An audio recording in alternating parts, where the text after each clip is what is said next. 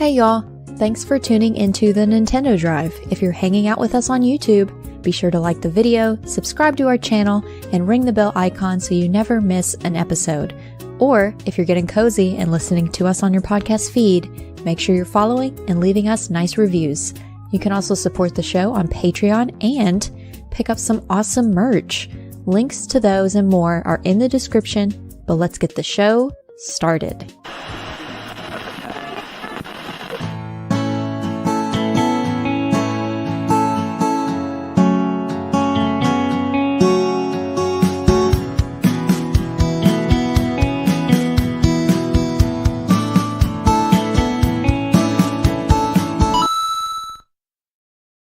What's up, gamers? Good to see ya. How's everybody doing? Sean and Amanda are peacefully resting this evening, and thankfully, I have the one and only Andros here with me tonight. Hi, Andros. Hi, Seth. It's good to hang out with you again. It's been too long. It's been too long. Good to see ya. I know. I've been working on for the audio listeners. I've been growing out my hair. I'm trying to be more like Seth. You know, my role model in the content creation space. But yeah, no, I'm doing good, buddy. Yeah, well, I mean, for those who maybe have never heard of Andros or know Andros, you and I have known each other for years at this point, and you've been on the show. It's been so long. Isn't that weird? I started my old podcast, Paullin, and you started Nintendo Pals. We started right around the same time in 2020, and 6 years ago. Oh, 6 years ago, over Wow. 6 years ago. Yeah. So it's wild. But yeah, I mean, tell people a little bit about yourself, because you, Nintendo Pals has kind of been like on hiatus and stuff, your old podcast. So we're bringing you out of podcast retirement a little bit here tonight. Heck yeah.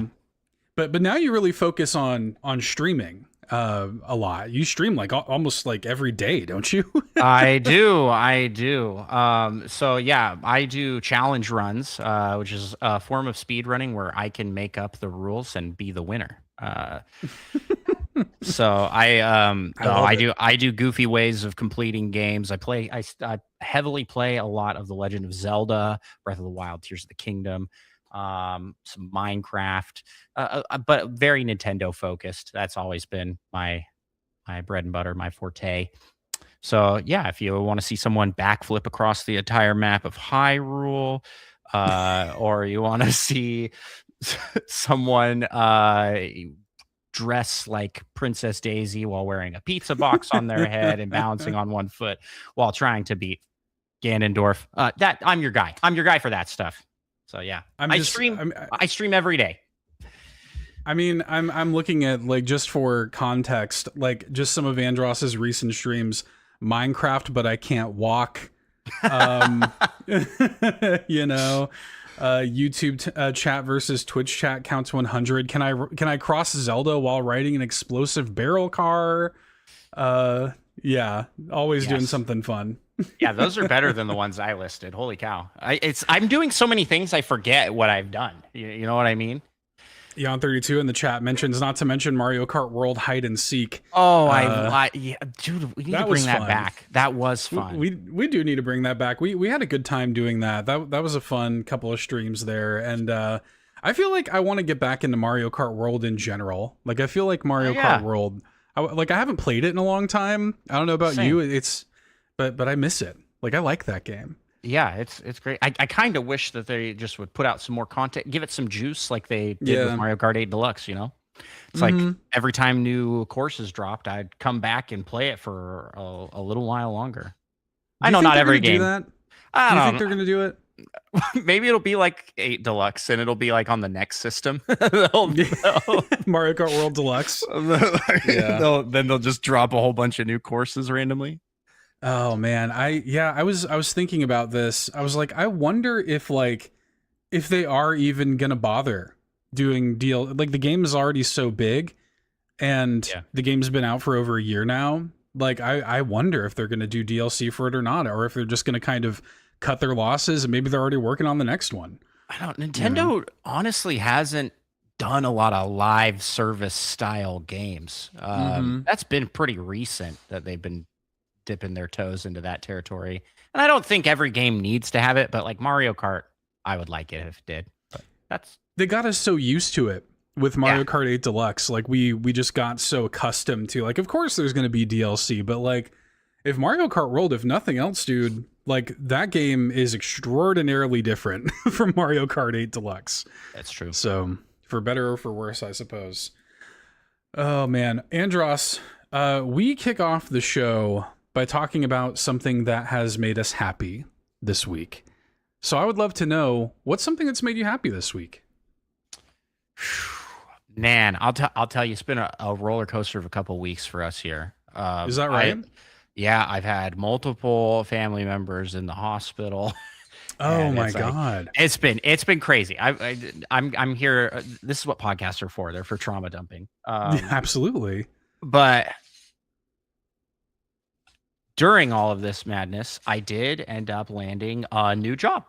So, nice. It's within my same company, so just transferring to a position that will allow me to work fully remote. Nice. And Good for I am you. I consider that a big win. I'm excited about that. I love that. That's awesome. Yeah. Getting to work. I mean, does that allow you more like kind of time for the stuff you like to do, or is it still like really demanding even though it's work from home? Yeah, it's still pretty demanding even though it's work from home. Yeah. But the nice thing is we can start looking at moving to where we want to live more than where we are currently. So that's pretty nice. And the flexibility is nice. That's cool. I don't know. Technically, it does give me more time. It cuts out the commute, right? That's true. Yeah. Which is 30 minutes to an hour a day out of my... We take any little bit we can. It adds up. That adds up, man. I mean, that's an extra hour to stream or whatever, you know? Heck yeah. So that's an extra hour for Mario Kart hide and seek. Yeah, we can do a lot with an hour around these parts. Yeah, that's good, man. That's good stuff. I want to talk to you about, are you a sushi fan? Do you like sushi? Oh yeah. I love sushi. Yeah. My wife and I went to, the day before yesterday, went to Conveyor Belt Sushi. Have you ever done that? No, I haven't. I've always wanted to. We have a couple all-you-can-eat sushi places around here. I love going to those, but never been to the ones with the conveyor belt on them. How was it? It's so fun. It was my first time doing it, and she had been before, but it was my first time going, and it was so cool because, like, you know, it is exactly what it sounds like. You have a conveyor belt of like just kind of random sushi dishes coming by, and you just pick up what you want, you eat it, you put the plate in a little slot. They had a little gacha game where if you did 15 plates, you got a little gachapon toy, you know, or whatever. So between her and I, we were kind of committed to getting 15 plates. Yeah. We pulled it off. We did it. But it was like, there's a little robot that serves you drinks, like this little, like robot with like a tray that serves you your drinks. It's really cute. Oh, that is super cool. Dude, our all you can eat, like our local all you can eat sushi place has one of those like serving robots, but it doesn't work. So it just sits in the corner and holds boxes. Which I think is really funny. It's just like relegated to the corner as a shelf. It's just a fancy shelf. Yeah. Yeah, no, ours it was just really fun. Like, I mean, so 132 cool. in the chat. It's a video game dining experience. It kind of is. Like, it's just kind of fun, and I like the experience of like coming in and not knowing what you're going to eat and like choosing it on the fly is really fun. Like, just, oh yeah, like this seared mackerel roll sounds good, you know, and you just like grab it, and yeah, it's kind of cool. So that was a lot of fun. That sounds awesome. And now, you know what? You twisted my arm. I'm convinced I'm going to go do it too. I'm going to go check out some conveyor belt sushi. Yeah, it's also, I can't see in the chat, says that like revolving sushi, same thing. Yeah. It's super, super fun. Okay. Andros.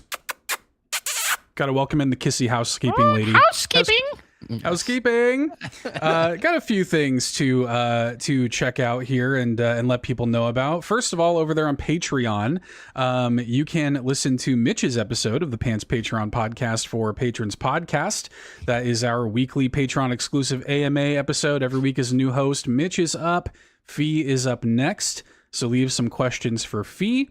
And your support on Patreon, greatly appreciated. You can also, of course, support the show entirely for free by leaving a quick 5-star review wherever you listen. I want to say, anybody who listened to the show last week, I had mentioned that Stephen Keller, community member Stephen Keller, had generously donated some codes for the Super Mario Galaxy movie for people who left reviews. None of y'all left new reviews. No way. What? So I'm giving you another week.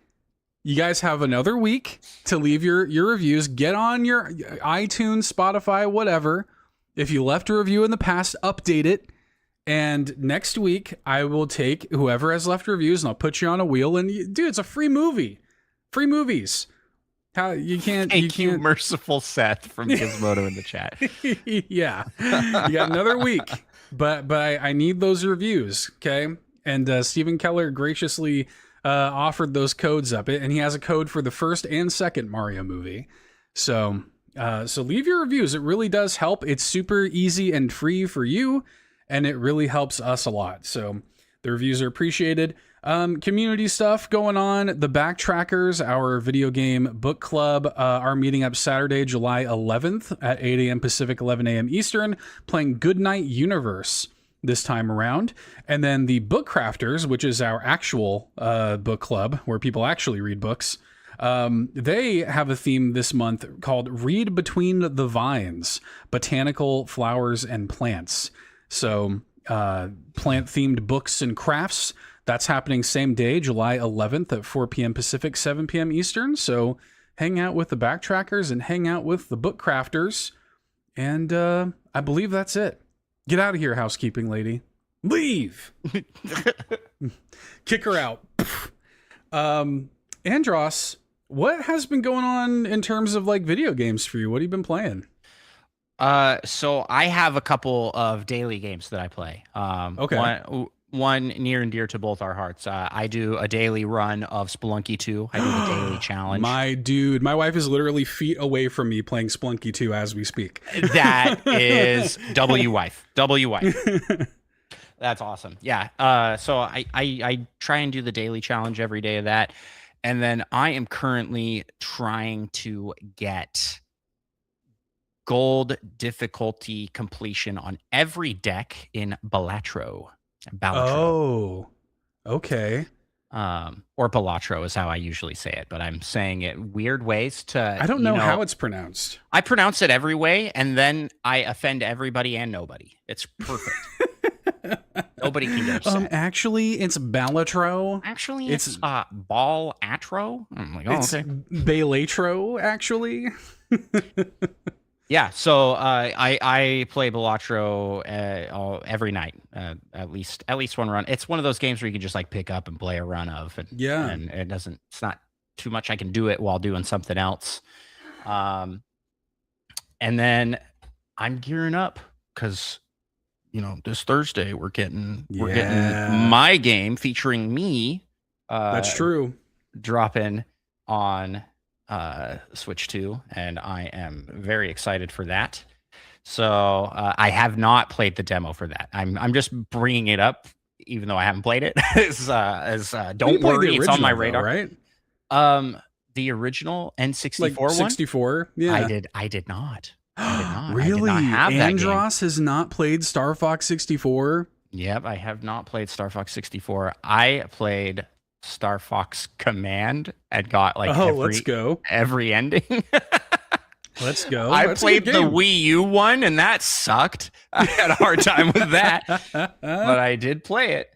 And then for funsies, I've played a good chunk of the Super Nintendo one, but I haven't actually played much of the N64 one other than multiplayer at my cousin's house when I was but a lad. Yeah. That's wild. I mean, you're named after the villain. I know. It's okay. I'm gonna have played every remake of the game before I play the actual That's fair. first game. Yeah, that's fair. Well, I'm actually really, so one of the things that I think is really cool about the Star Fox remake that's coming out, it is cool that like that people who missed it have an opportunity to play this like shiny new version on Switch 2 for the first time. I can't wait to hear what you think.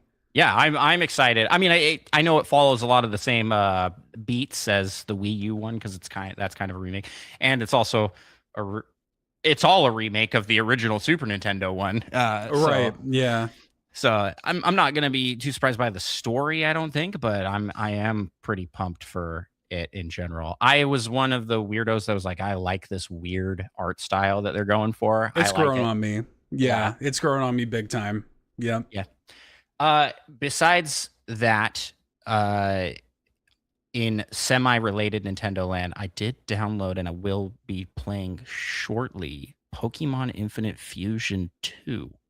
Oh. Have you heard of this game? No, tell me about this. Pokemon Infinite Fusion is a fan game that took off last year, maybe 2 years ago, where it's what it sounds like. It's Pokemon, but you can fuse two Pokemon together. And all of these fusions were really, really, like, it blew up because people were making fan edits and fan-made sprites.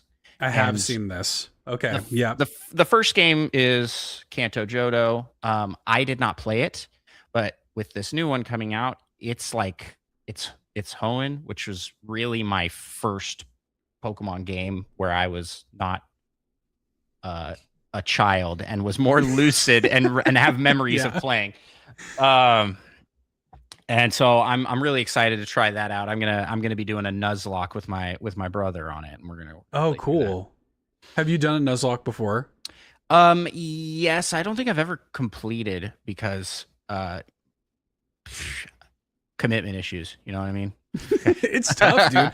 No, it's long. Pokemon games are long. So yeah, well, especially when you're playing them in that way. Like I did a Nuzlocke. My first and only Nuzlocke I've ever done was of Pokemon Emerald, no, Leaf Green. That was and I found that shockingly difficult. Like I couldn't. I had a super hard time with it, and it was also like little things that I had taken for granted from modern Pokemon games, like experience share, was not present in that game, and so it was like, not only we're doing a Nuzlocke, but we're gonna level up everybody individually. We're gonna be grinding. It was tough. Yeah, so. It is hard.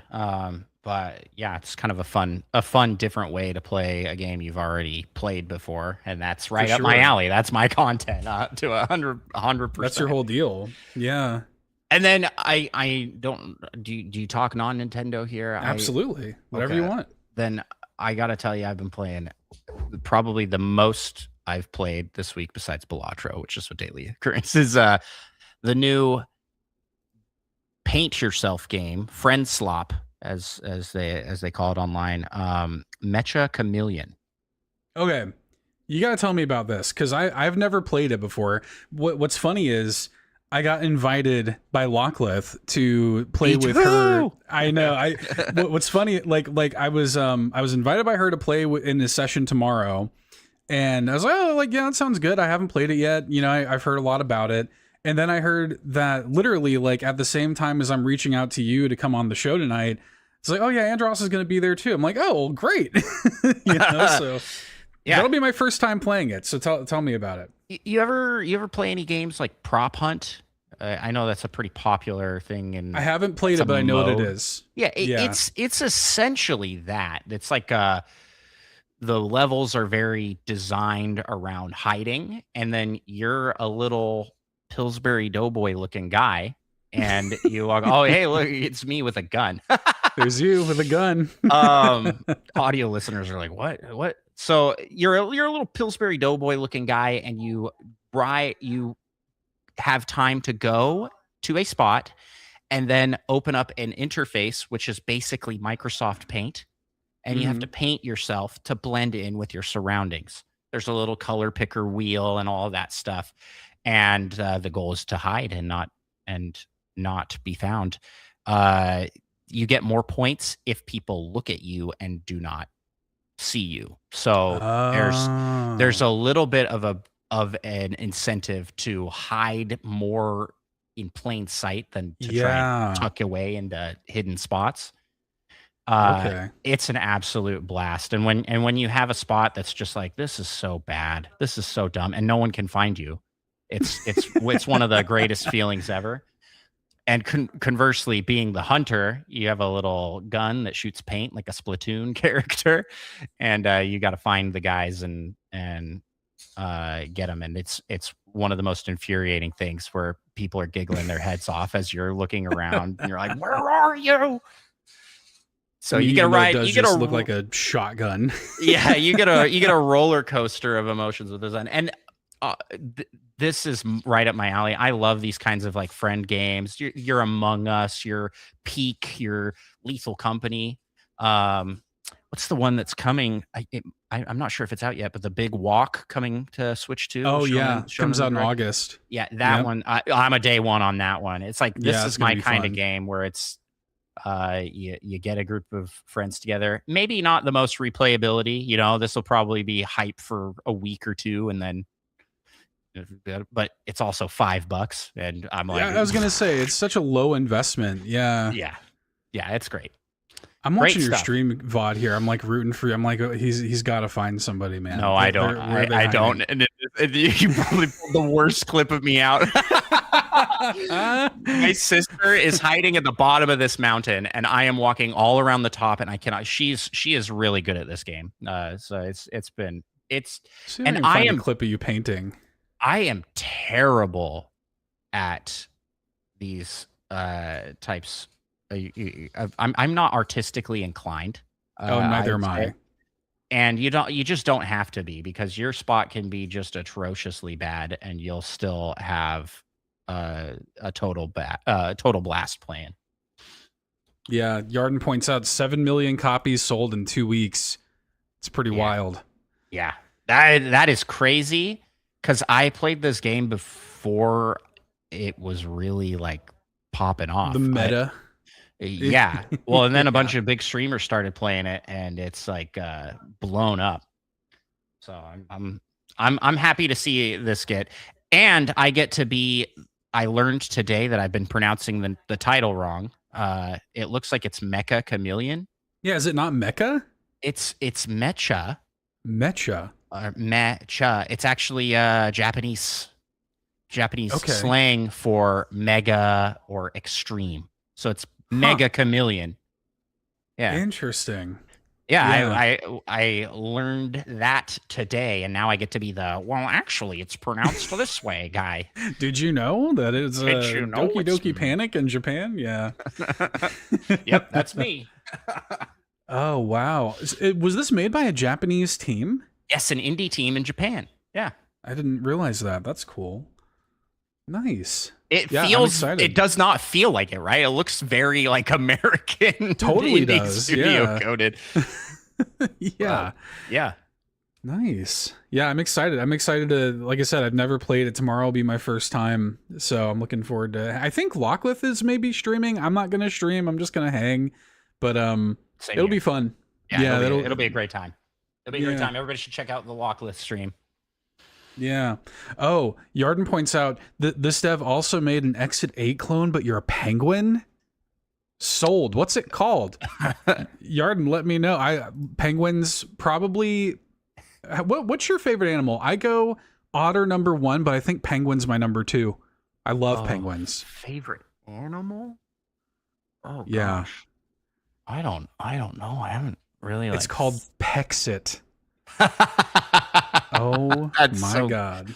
Dude, these guys know what they're doing. They're great. They're great developers. They are. They figured it out, dude.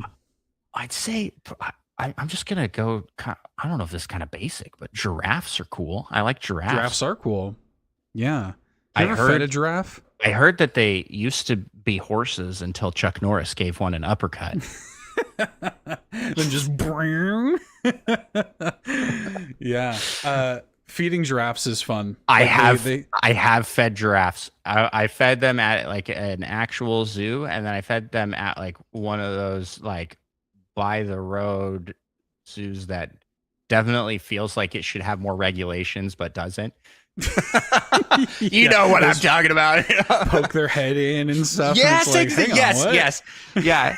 And that one, I remember specifically, my father-in-law took the food pellet and held it between his teeth and let the giraffe eat it that way. And that was... Oh, he basically kissed it. Yes. Well, let me tell you, the tongue on that giraffe is a big boy. They're wild. He got a long tongue. Dude, they're wild. Well, they also have that they have that thing where like they'll eat with their tongue, but like they also have those weird lips, like those weird grabby lips. Yep. Yeah, giraffes are kind of weird, but I like them because they're cool. They're kind of weird. Yeah. Yeah. Very good. Anything else? Any other games in your rotation right now? Not at the moment. I just got off the Tomodachi Life 2 train. I played so much Tomodachi Life 2. Yeah. That I think I burnt myself out a little bit on it. Yeah. I mean, I literally I for stream I made a Smash Bros Ultimate Island. I drew every character. That's wild. And how many is like 90 something characters? Yeah. Well, and you can only have 70 in the game, so I think I ended up cutting, Fire Emblem characters. There's so many of like those. Echo Fighters and whatnot. Yeah. Yeah, cut those stupid Fire Emblem characters out of here. The people were so mad at me in the chat too. They're like, "How come you give Popo and Nana separate characters, but we can't have so and so from this?" I'm like, "Listen, it's my island. I get to do what I want." Yeah, do what you want. Who cares? No kidding. It was a good time. That game is so fun. And as you can see, I didn't even mention this in the introduction. I am the Tomodachi Life 2 marriage percent world record holder. I was the first person to complete a run of marriage percent. Very good. Very impressive. I am now third place, but I'm still on the podium, guys. So still on the podium. One day you can maybe reclaim your crown. So explain to people what marriage percent is. What's that category?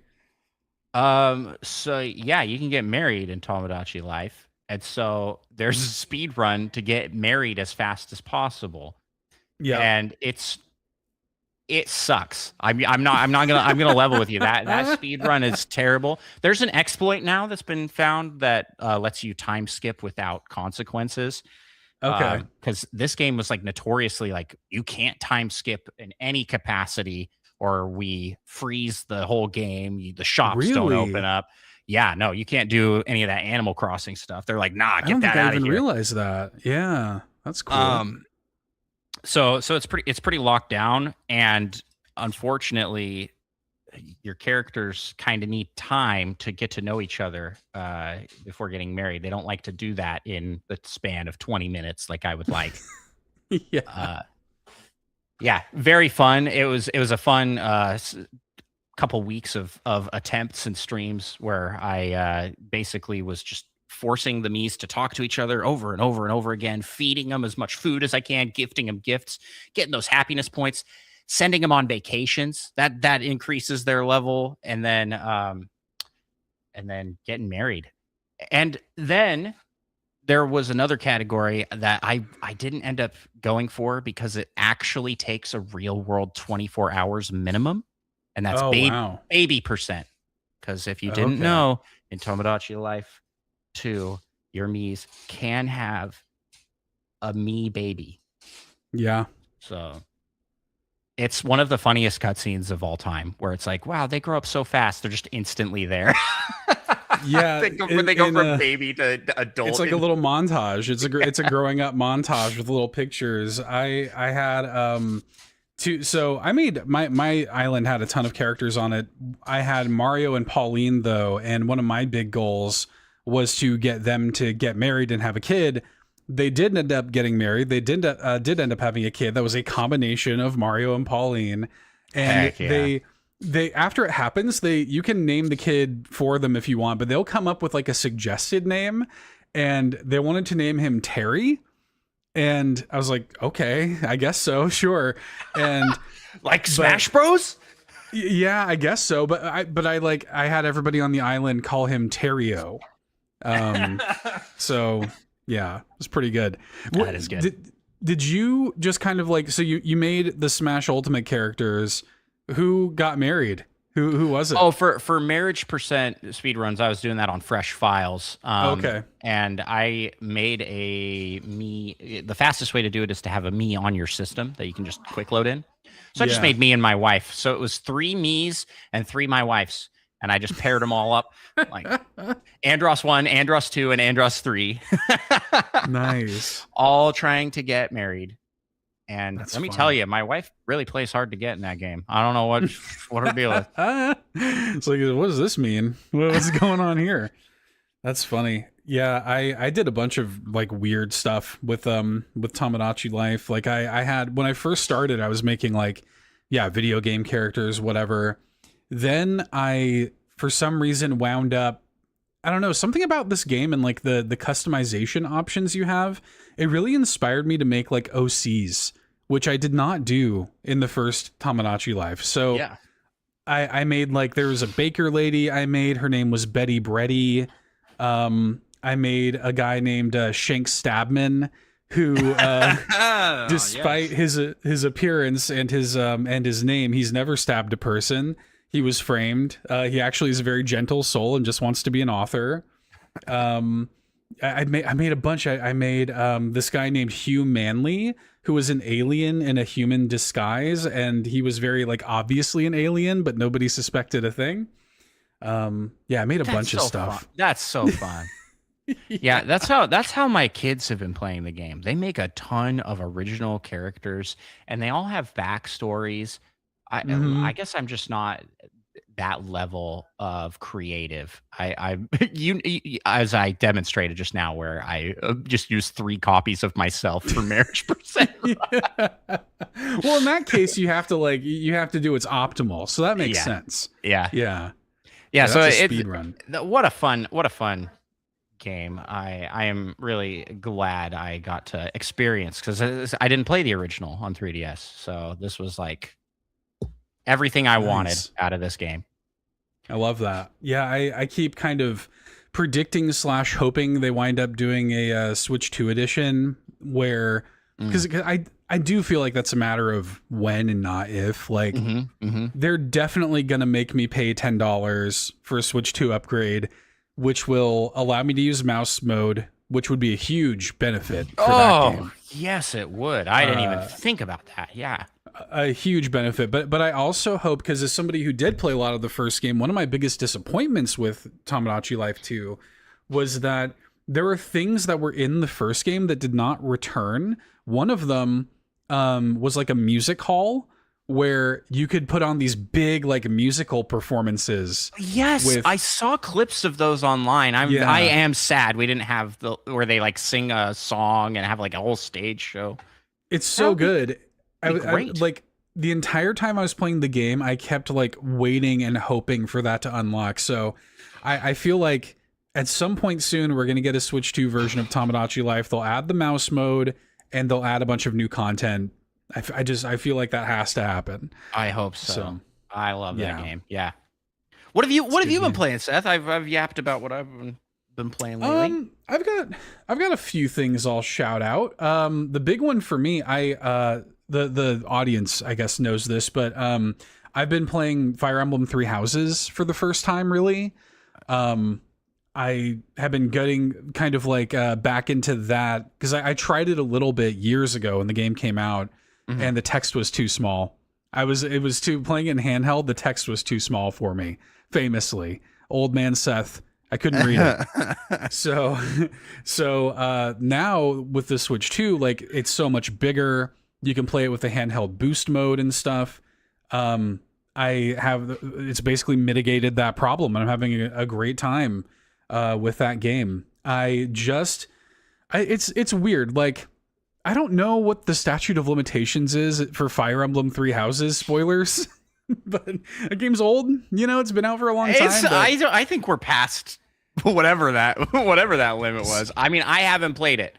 So yeah, this is a very, very minor thing. There comes a time in that game, I think it's after chapter 12, where there is like a time skip that happens.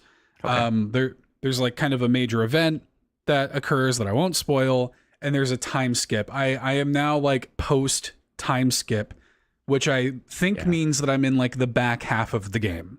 Right. Chopper's no longer small. He's huge now. And, big now. Yeah, exactly. Okay, gotcha. So it's but it's been very fun. Like it's been cool to get into that game, and I've been kind of like I'm trying to get through it before Fortune's Weave comes out. Kind of in prep for that. Because it's like related. It's basically a sequel. It seems like. Is it a sequel or is it a prequel? Some people, I thought I saw some people saying, "Oh, we're not sure what it is." I'm like, it could be. It's hard to say. This is going to be very weird and heady. In Three Houses, there is a goddess character named Sothis, who is at the beginning of the game kind of presented as this like young girl, sort of thing. And throughout the events of the game, the relationship that Sothis has with Byleth, the player character. I know Byleth. She's from Smash Bros. Exactly. Yeah. Sorry. No. And they have a weird kind of like symbiotic like host and vessel relationship sort of thing. And again, I haven't finished the game yet, so I don't know exactly where that goes. But we see Sothis in the trailers for Fortune's Weave, and she is like an adult now. Like she at least appears as an adult. And so, and again, I've not finished the game yet, so I don't know where this goes. I don't know if it's a situation where Sothis like winds up taking over Byleth's like body or something, or like I don't know. But either way, I think it's a sequel. But who knows? We'll see. Well, to get the full lore, you're going to need to play Fire Emblem Warriors. Yeah, the Three Hopes or whatever it is. Three Hopes. There's no chance I'm doing that. I do want to know where did you fall in the Three Houses? Which house have Golden you? Deer. Golden Deer. Yeah, you go with the you gotta go with the Golden Deer. Yeah, Golden Deer. I mean, look, Claude is a gorgeous man. He just is. But I've really come to I've really come to love those characters. So yeah, Yarden in the chat. Wait, Byleth from Smash Bros got their own game? I know, it's crazy. Yeah. It's crazy. I know. So, but I'm playing that. A couple other things I'll quickly shout out. Have you ever heard of Parking Garage Rally Circuit? Have you ever heard of this? No, I've never heard of that. That sounds like top page of the great deals section on the eShop. That's what that sounds like. It's a bad title, but it's a very good video game. Okay. So this came out a couple of years ago on PC. It just got a Nintendo Switch version, and I checked it out on my YouTube channel. This is like a retro arcade racer sort of thing that has like a very kind of Dreamcast, like PS1 kind of low poly art direction, but the gimmick is all of the courses are parking garages across the world.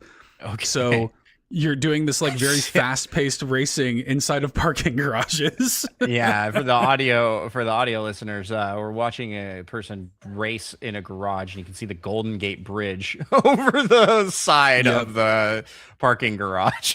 Like, look where we are. We're in California. That is funny.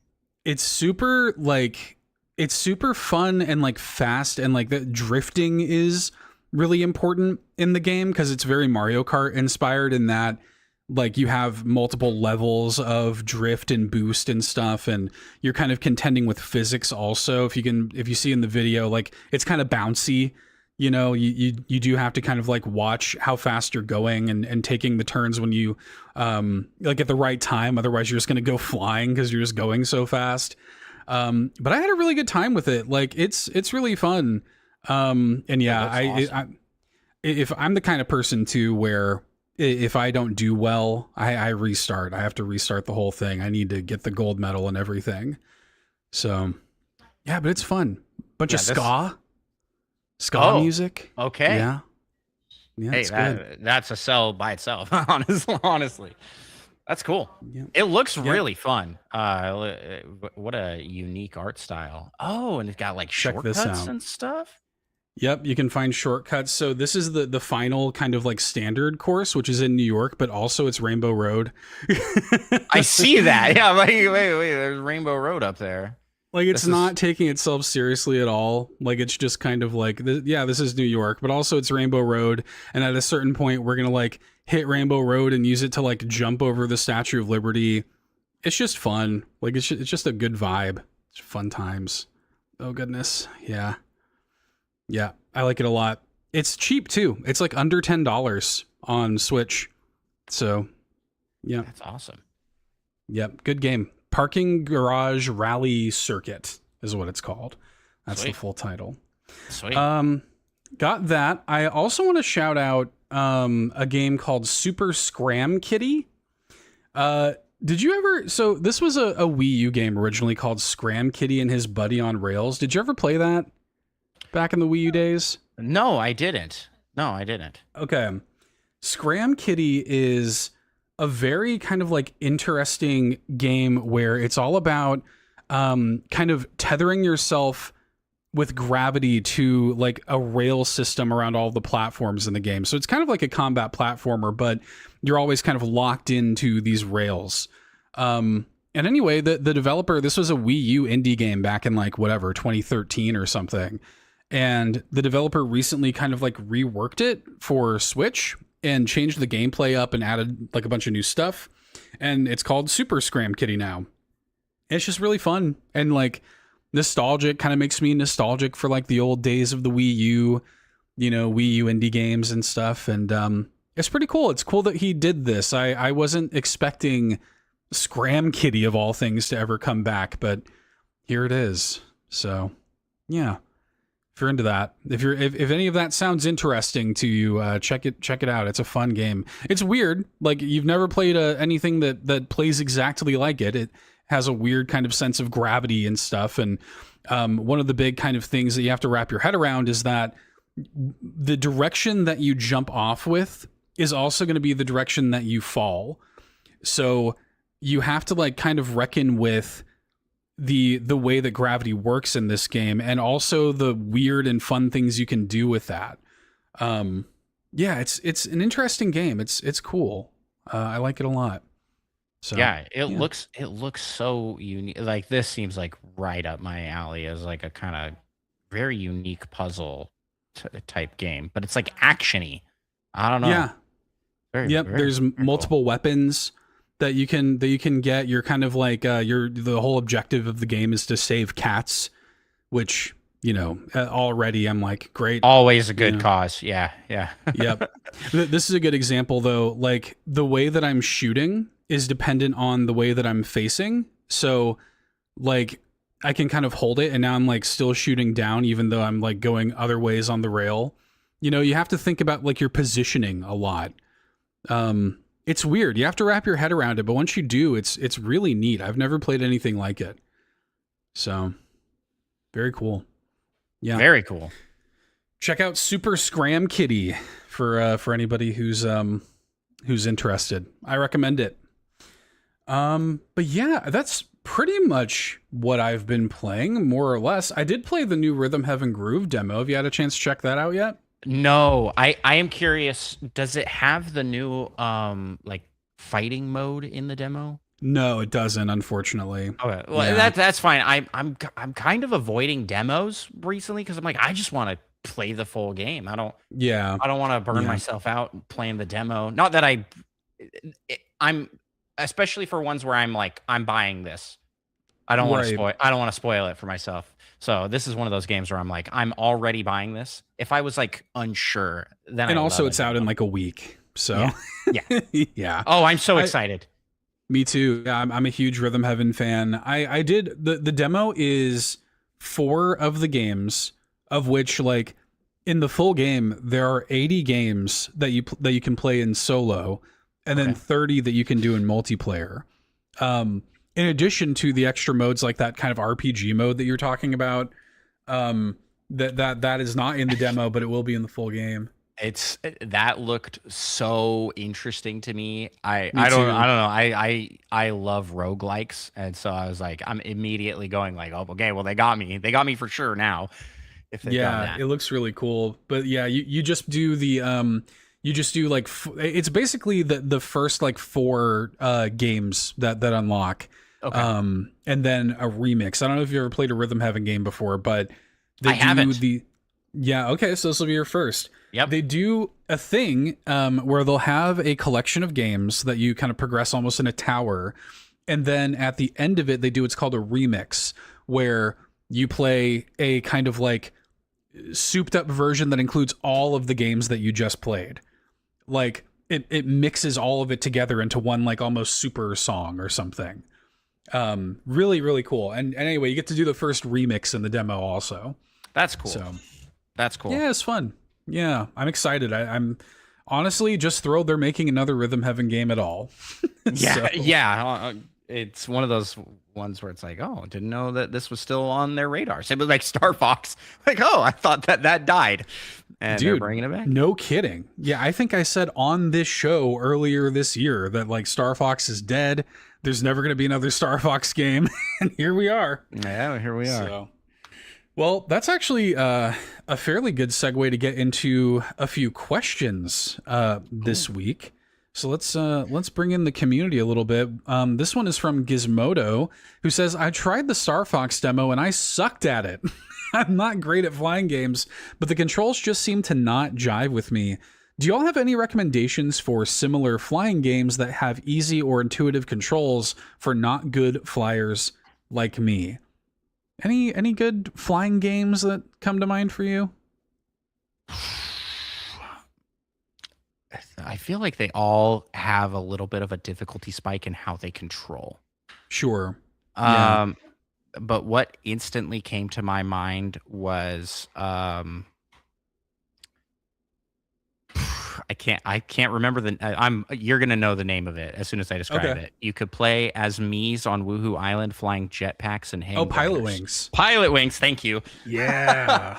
Pilot Wings. Pilot Wings is a lot of fun. And I feel like that one's like a little simpler, but that one's not very easy to play anymore since it's a 3DS exclusive. It's in the original is on the N64 library. That's true. Yes. But that one's a little janky because it's on the N64. Yeah. They also the new Nintendo Switch 2's like Resort or whatever. I forget the full name of that. Yes. The sequel to Switch Sports. The Nintendo Switch Sports Resort. That's just what it is. Yeah. That has something in it that kind of looks like that. Like one of the new games is like a flight kind of game, and I kind of expect that to be similar. Yeah. I can't wait to play that. I'm super excited for that. Yeah. If you have a Wii and have Wii Sports Resort, the airplane game in there, which this is a remake of or an update of, it is, I think, a lot simpler to control. You're holding the Wii remote like a paper airplane almost, and you move that around. Yeah, that's a great one, Seth. I think, but that one's not going to come out for a bit, right? Not out yet. Yeah. I will shout out Starlink, the Battle for Atlas or whatever it's called. That you remember that game that it was like a Toys to Life game where you could scan the ships, and whatnot. Yeah, but that had Star Fox in it. Had Star Fox in it. Yeah. Okay. Gizmodo says I love Starlink. Yeah, they sell a version now that doesn't require the use of the toys. You can find it for like super cheap on the eShop all the time. So I'd recommend that. There is another one I'll shout out. It is not a flying game, but it is an on-rail shooter that I think would scratch a similar itch, and that is Sin and Punishment on N64 NSO. Excellent game. And again, not flying, but like it has that similar kind of on-rail shooter. Yeah. And the music in that game is incredible. So good.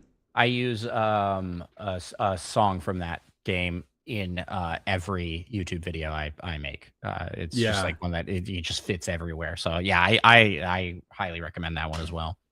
Yeah, great game. Great answers. I don't feel like I have a good answer for this one, Gizmodo. Seth carried hard on this one. I appreciate that.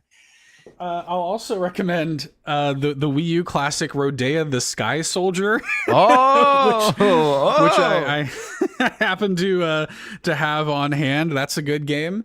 I'll also recommend an indie game called Air Twister that is on I think it's on Nintendo Switch. It's made by the Shenmue guy. Why am I blanking on his name? Yu Suzuki.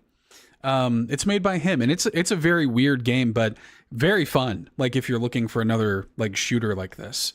So yeah, I did have another one that came to mind. It's not on Switch yet, but we will be getting the Kingdom Hearts collection, and between every world is the gummy ship, where I think maybe one of the weakest parts of the game, but it's there, and it's look. I'm a big gummy ship defender. I like the gummy ship segments. It's Gizmodo basically just says Star no. Fox. No.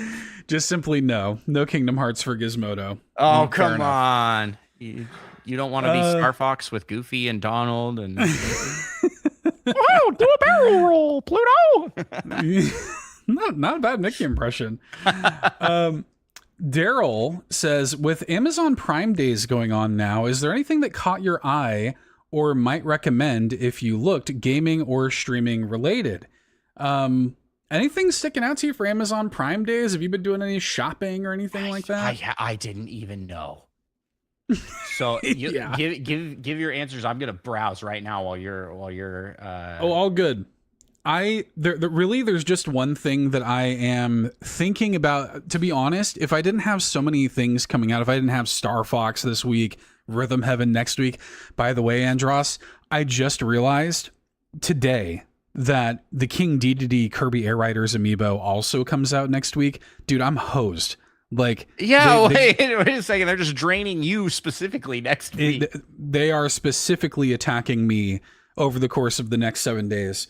So anyway, I likely will not, but I did notice that Mario Tennis Fever is on sale.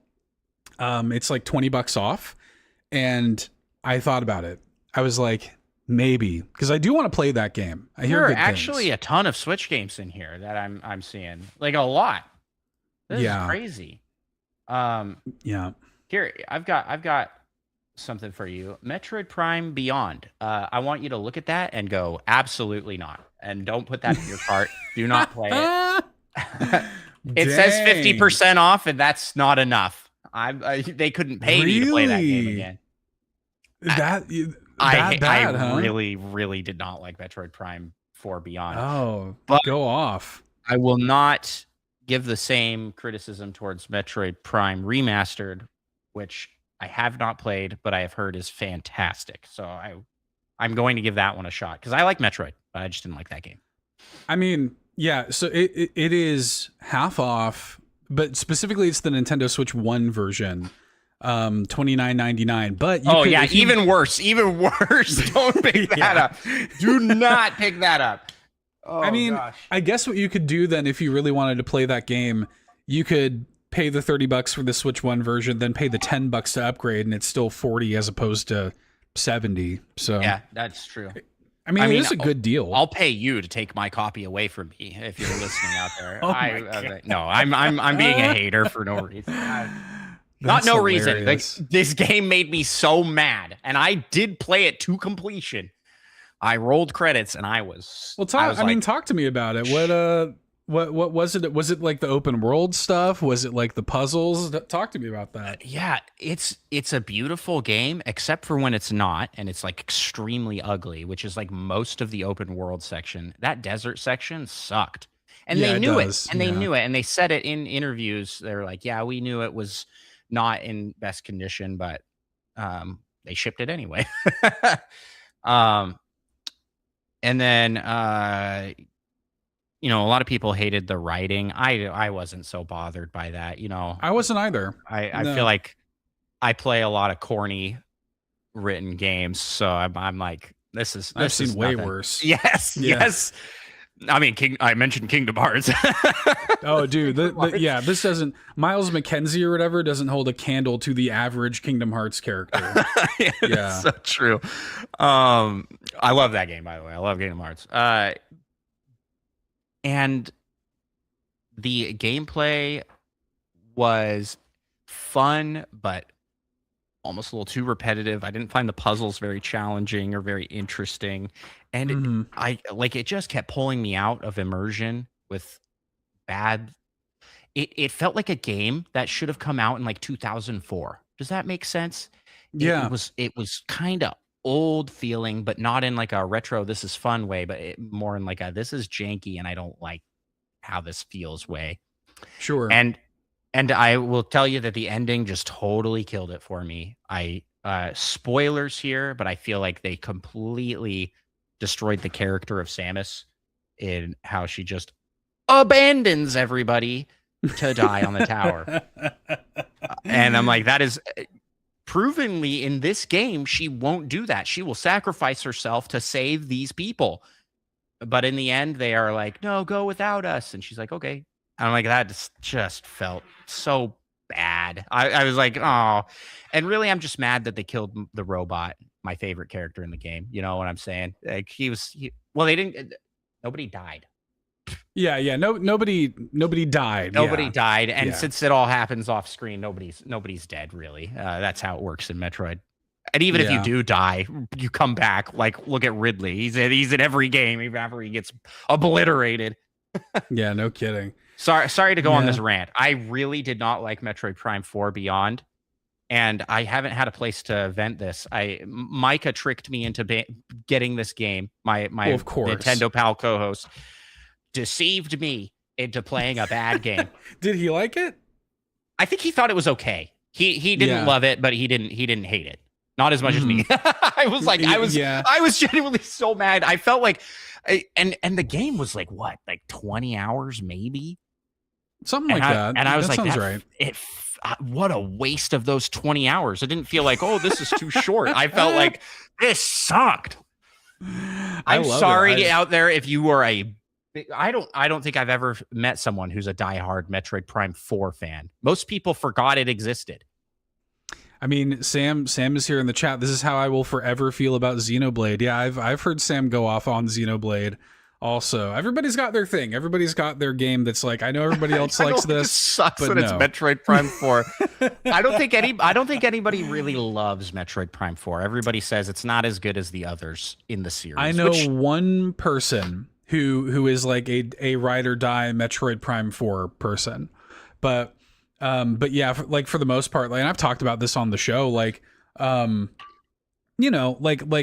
thought it was fine. I enjoyed myself just fine in the moment. Very flawed, right? But yeah, I have found, like, I want to like backpedal my statements here. Sure. The thing about this game is that it is aggressively okay. Sure. It's not a bad game. It's not a bad game, and there are moments in it that I think are really great. And there isn't really any like, oh my gosh, this is so bad. Except for me, the story, the ending, like, really sucked and like poisoned the entire rest of the experience for me. But it was just an aggressively mediocre game to me. Yeah, which feels great for how long it took. That's the part that I'm like, what? It's like a small miracle that game came out at all. That's true. And it also, like, like I have found that as time has gone on and I continue to kind of like, I don't know, think about that game and roll it over in my mind, I do find myself liking it less as the more time removed from it. But who knows? Maybe I'll go back and replay it in like 3 years or something and come around on it a little bit more. Who knows?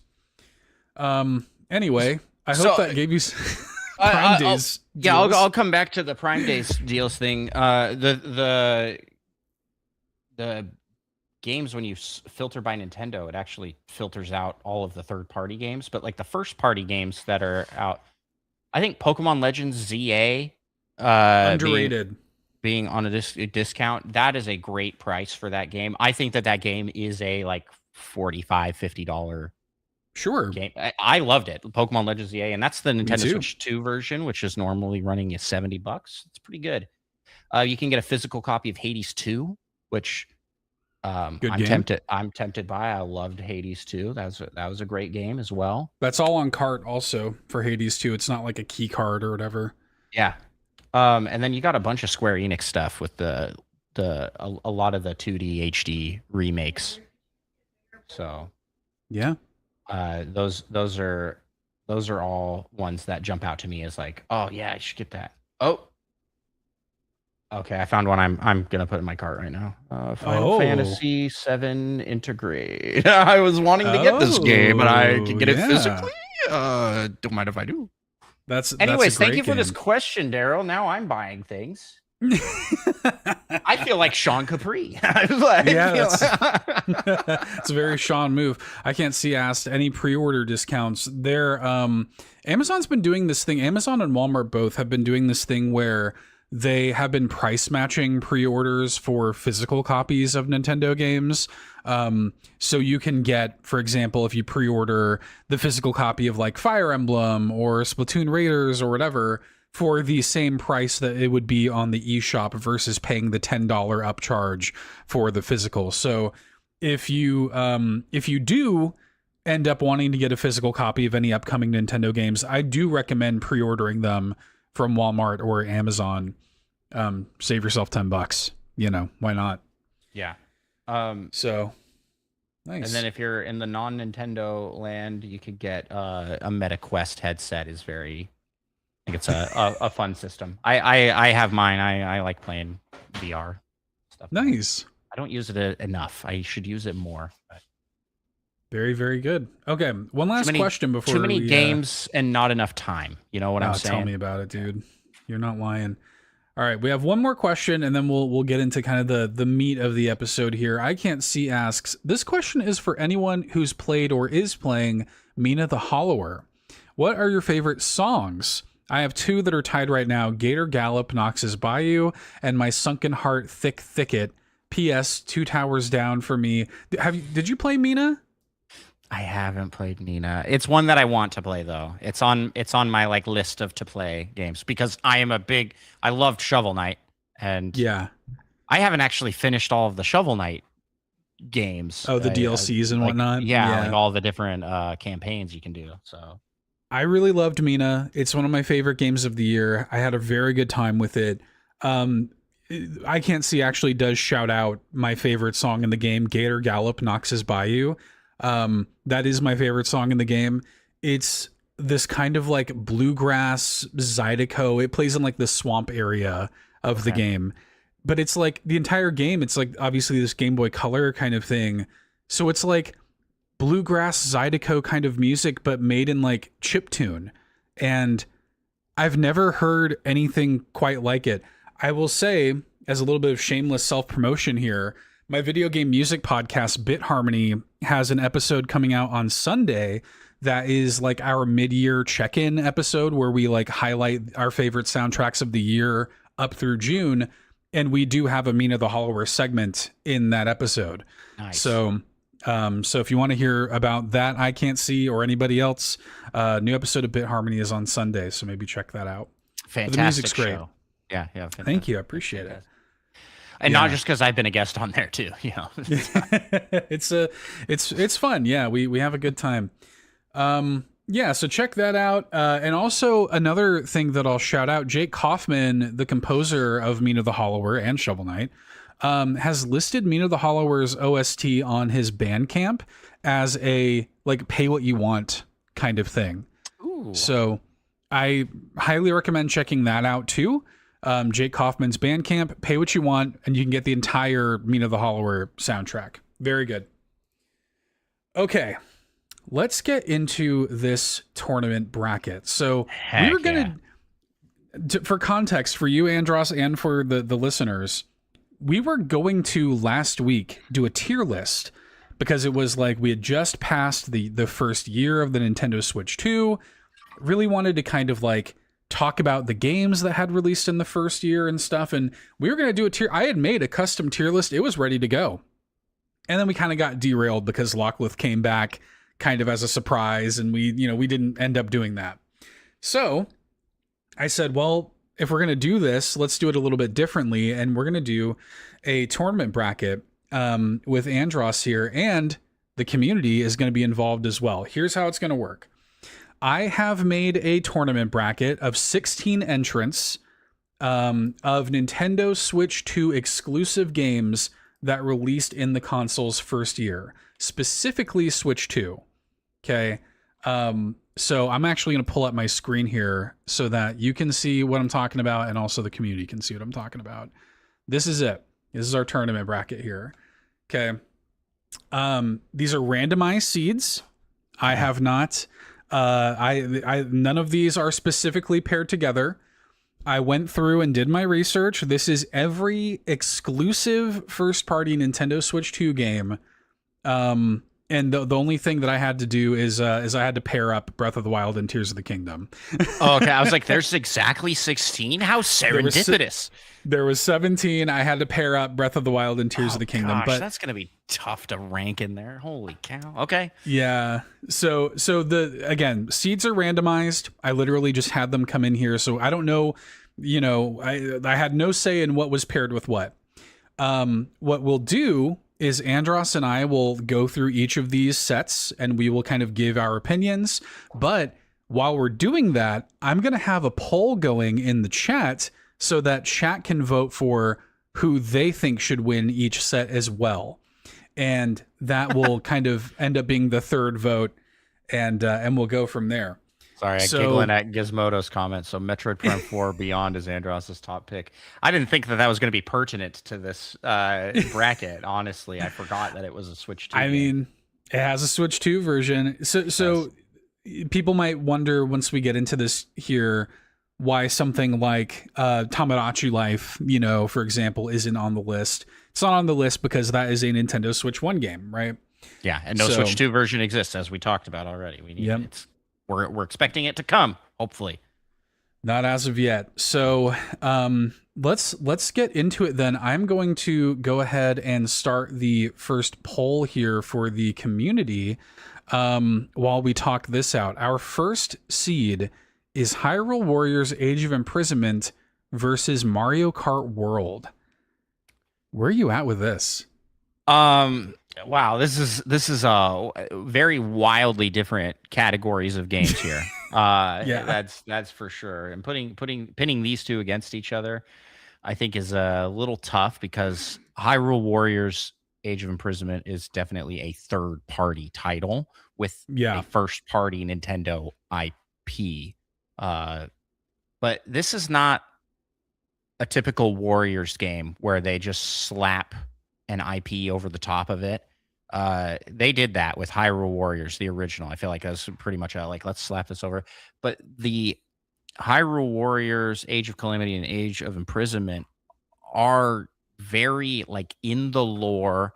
They are consistent with the base games as far as what is happening story-wise. And I really respect them for doing that and commend it. I spend no time on these games because I don't like Warriors games. But I do go onto YouTube and I watch the 4-hour-long compilation of all the cutscenes from the game because I'm a Zelda fan and I'm a freak and I love that stuff. So I know what happens. I know the entire story of this game. I think it is really cool and potentially in ways even better than the base game story for Tears of the Kingdom. There's some really interesting and cool stuff they did with characters and character development that gives, Roru, Roru's so cool. He's such a cool guy. Yes. And so, getting more backstory to the interesting world that Zelda was in during the events of Tears of the Kingdom. But it just doesn't hold a candle to me gameplay wise by comparison to Mario Kart World. I loved Mario Kart World's gameplay so much. I thought it was super fun. I put tons and tons of time into it. The music is incredible. So it's, and in this case, it's not, there's no story in Mario Kart World. Yeah. So I feel like while the story is really up there for Age of Imprisonment, I got to give it to Mario Kart World because gameplay is king for me. This really came down to a gameplay versus story, and I went with gameplay in this one. Yeah. This is a new, and for context, chat. We have on screen, if you type 1 or 2, like 1 being Hyrule Warriors, 2 for Mario Kart World. That's how you can vote. So there's that, just for context. I'll make sure to be more clear about that. But I'm with you. The thing for me, so I didn't even play Age of Imprisonment. I own it. It's on the shelf. I have not gotten around to it yet. So I can't weigh in too much on that. But what I will say, based on kind of what I know about Age of Imprisonment in particular, it is actually pertinent to the story in a way that Age of Calamity wasn't. I was kind of annoyed by the way they handled that in Age of Calamity, where there was a before the game, the timeline split. Oh. I know, like they wound up they did that when that game was coming out. They were like, oh yeah, like this is gonna play into the story of Breath of the Wild, but then it was like an alternate universe kind of thing. And I'm like, this is lame. It seems like with Age of Imprisonment, at least, it actually does play into the sort of Tears of the Kingdom story in a real way. Yeah. So I do respect that. But with that being said, I do give the beat here to Mario Kart World. And it's also a sweep in the chat. It's 100% Mario Kart World. So, yeah. Sorry, Age of Imprisonment. And maybe against another. I mean, this was the launch title for the system. This is what was supposed to sell the console, and it did. And it did. Yep, Mario Kart World moves on. So sorry to Hyrule Warriors Age of Imprisonment. Better luck next time. You know, maybe next year. Maybe next year. All right, very good. So that was our first one. So this is the thing with randomized seeds. Sometimes it's a little mean. This one's a little mean. Dragon Drive versus Pokemon Legends. Are you about to put down the wheelchair game, Seth? That's ableist if I ever heard it. No, I'm not. Look, I actually like Dragon Drive for what it is. Chat, vote, enter in 1 for Dragon Drive, 2 for Pokemon Legends ZA. But to me, this is like not even a competition. Yeah, I am in agreement on that one. I'm full in.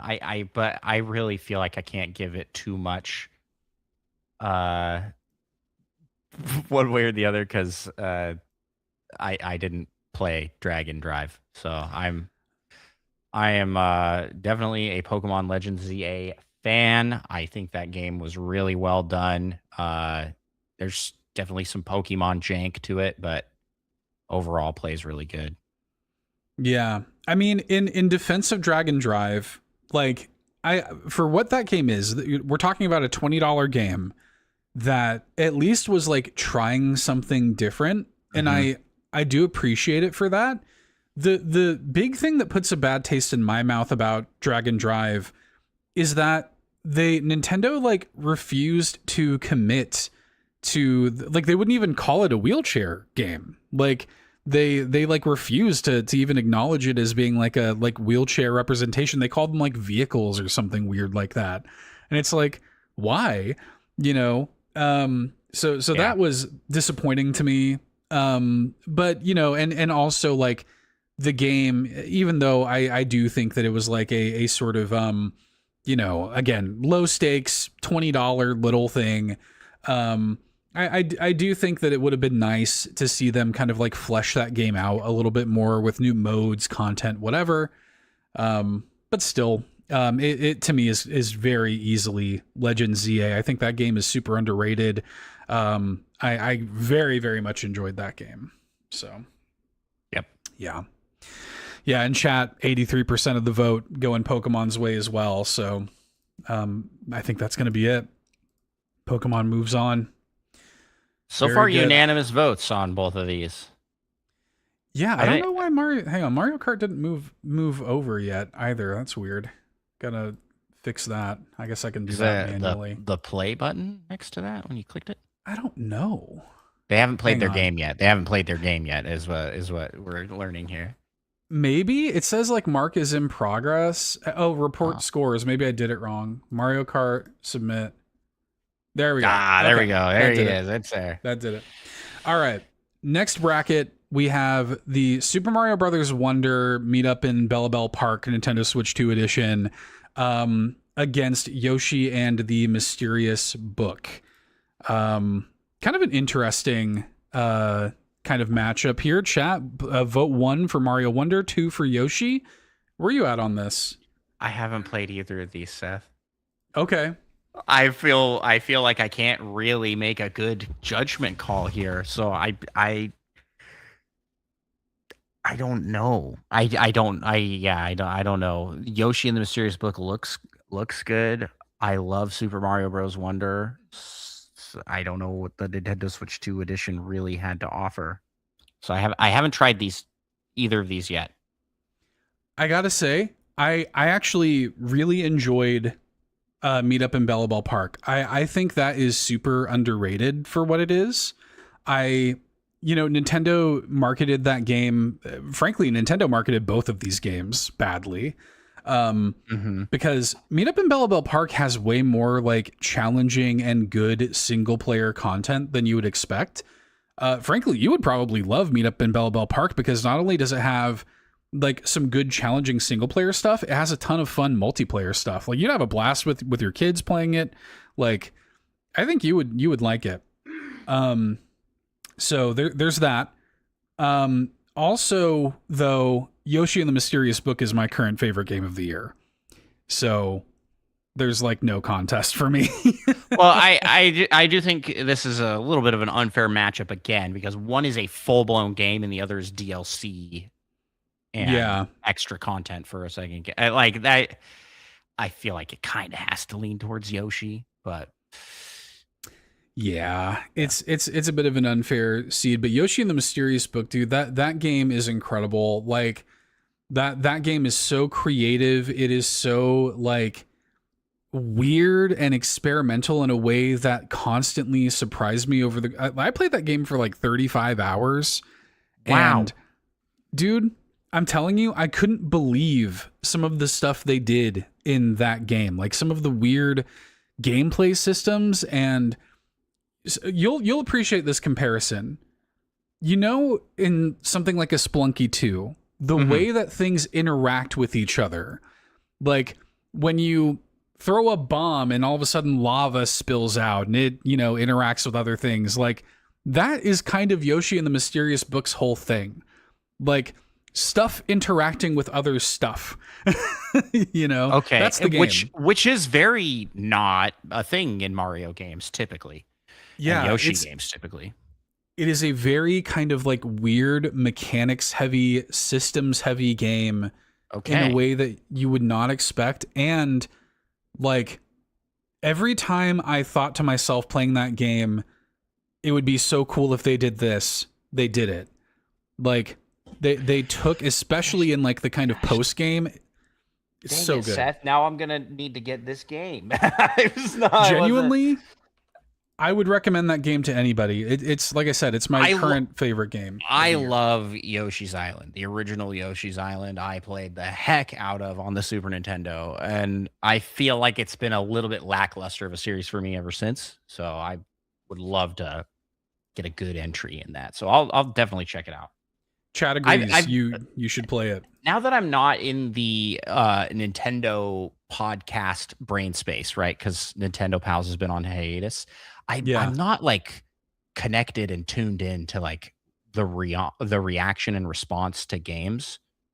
And in some ways that's a great thing. Yeah, like no kidding. Like I had no idea that people didn't like the art style for Star Fox until someone at work was like, online, do you see everybody's talking? I was like, no, I didn't. Like people didn't like it. And it's like, wow, it's so nice to just like how freeing, disconnected and just enjoy. Because I hate to say this, but like so many Nintendo, especially in the content creator space, not in the podcast space necessarily, but there are some Nintendo podcasts. There are some very negative. They are very upset all the time at something. that Nintendo isn't doing or is doing a way they don't like. And being disconnected from that's been really nice. But I bet. then I miss out on things like hearing about Yoshi and the Mysterious Book because it wasn't marketed. It really wasn't. I didn't see it was anything marketed about it. as a baby game. Yeah, Yep. like it was marketed as a baby game for babies, and it's not. It's incredible. Like I was genuinely floored by that game. So and chat was in favor of it too. I did see some talk in chat that that they thought that voting was not working on Twitch. It seems like it is. I think that you probably aren't seeing it go through because so far the votes have been fairly unanimous. But I do expect to maybe have some contention with this next set. That being, this is gonna be a tough one. This is going to be a tough one. Kirby Air Riders versus Breath of the Wild and Tears of the Kingdom, Nintendo Switch 2 edition. Vote 1 for Kirby, vote 2 for Zelda. I mean, Andros, these are like your favorite games of all time, the Zelda games. Yeah, this is a number 2 for me. Breath of the Wild and Tears of the Kingdom getting the 4K enhancements. It's smooth, buttery smooth. Tears of the Kingdom, especially, like the vehicle for me, like I can't go back. I can't go back, not even a little bit. As far as like content added, it's not as much, but these games are so gorgeous and beautiful, rendered at this higher quality. And to give them like a second life on the Switch 2, I gotta go with that over Kirby Air Riders, which I have played, and I think is a really distinct Sakurai game. Oh yeah, if you know what I mean by that, like you know what you get from Masahiro Sakurai title, and for me, Kirby Air Riders just doesn't hit that same high that I even experienced from the original Air Riders. But okay. I do think that it is I recognize that it is a very well made game. Like it is really, really good. But it just doesn't hit quite as strong for me as the Breath of the Wild and Tears of the Kingdom enhancements. And in addition to the graphical improvements, you got the whole Notes app plus the voice memos, which kind of give some more little story beats and things, which are That's always cool. Always fun from like a lore perspective. Yeah, I think that Breath of the Wild, Tears of the Kingdom are like, you can't play these not in the Switch 2 edition. Like, it's just such a night and day improvement on how it runs and plays and looks. So Yeah. that's where my vote goes, because I, maybe a little biased, maybe a little bit. Well, sure. Well, yeah, this is a weird one, right? Because I love Breath of the Wild and Tears of the Kingdom. And if I was talking about like those games specifically, I would put them both over Kirby Air Riders as games. And I do think that the Nintendo Switch 2 editions of those games are transformative. Like, yeah, 4K, 60 frames. Like it was such a great new way to play those games. However, the exact opposite situation of Prime 4 has happened to me with Kirby Air Riders, where the more time that passes, the more I love that game. Yeah. And the more I like appreciate that game for what it is too, not just being like Kirby Air Riders 2 or whatever. There's something nice about playing a racing game of that scale that does not feel the need to be open world, that does not need to have like a million DLC. Like, that game came complete.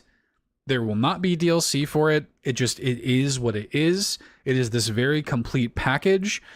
Kirby Air Riders is so unique, I think, is the kind of thing that like I can take and play with my nephews and everything, but like but also it's hardcore enough to where like if I want to really get in the weeds and learn it, there's a huge like skill ceiling.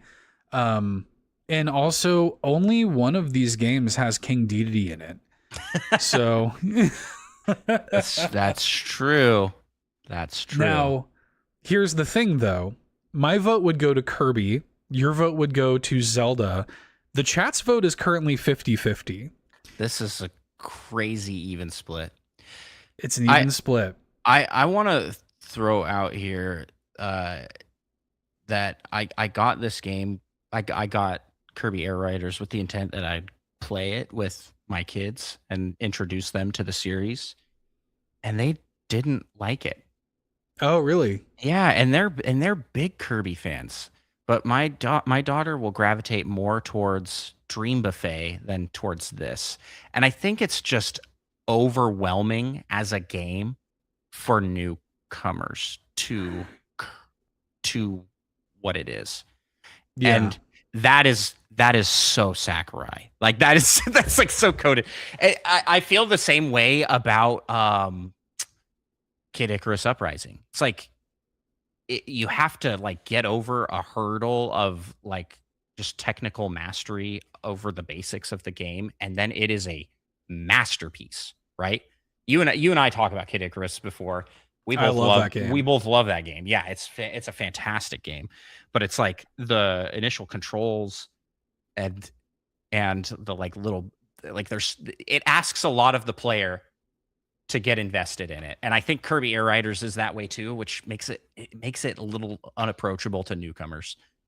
And so my kids didn't like it. They never wanted to play it. And I was like, "You guys want to try more?" And they're like, "No." That's interesting. They want to go back to Mario Kart. They want to go back to Mario Kart, which is maybe simpler. I don't know. Dude, it's funny. My nephews had the exact opposite reaction where they like it. Well, not only just that, but like I went back home for Hanukkah last year, and I bring, I brought my Switch 2 with me, and we're playing Mario Kart, and then they got kind of bored of it, and we boot up Kirby, and that just wound up kind of being the game. There's something about like I do think it's more hardcore than people might expect, but because it's Kirby. Also, because it's Kirby. And you don't expect Kirby to be a more complex Mario Kart.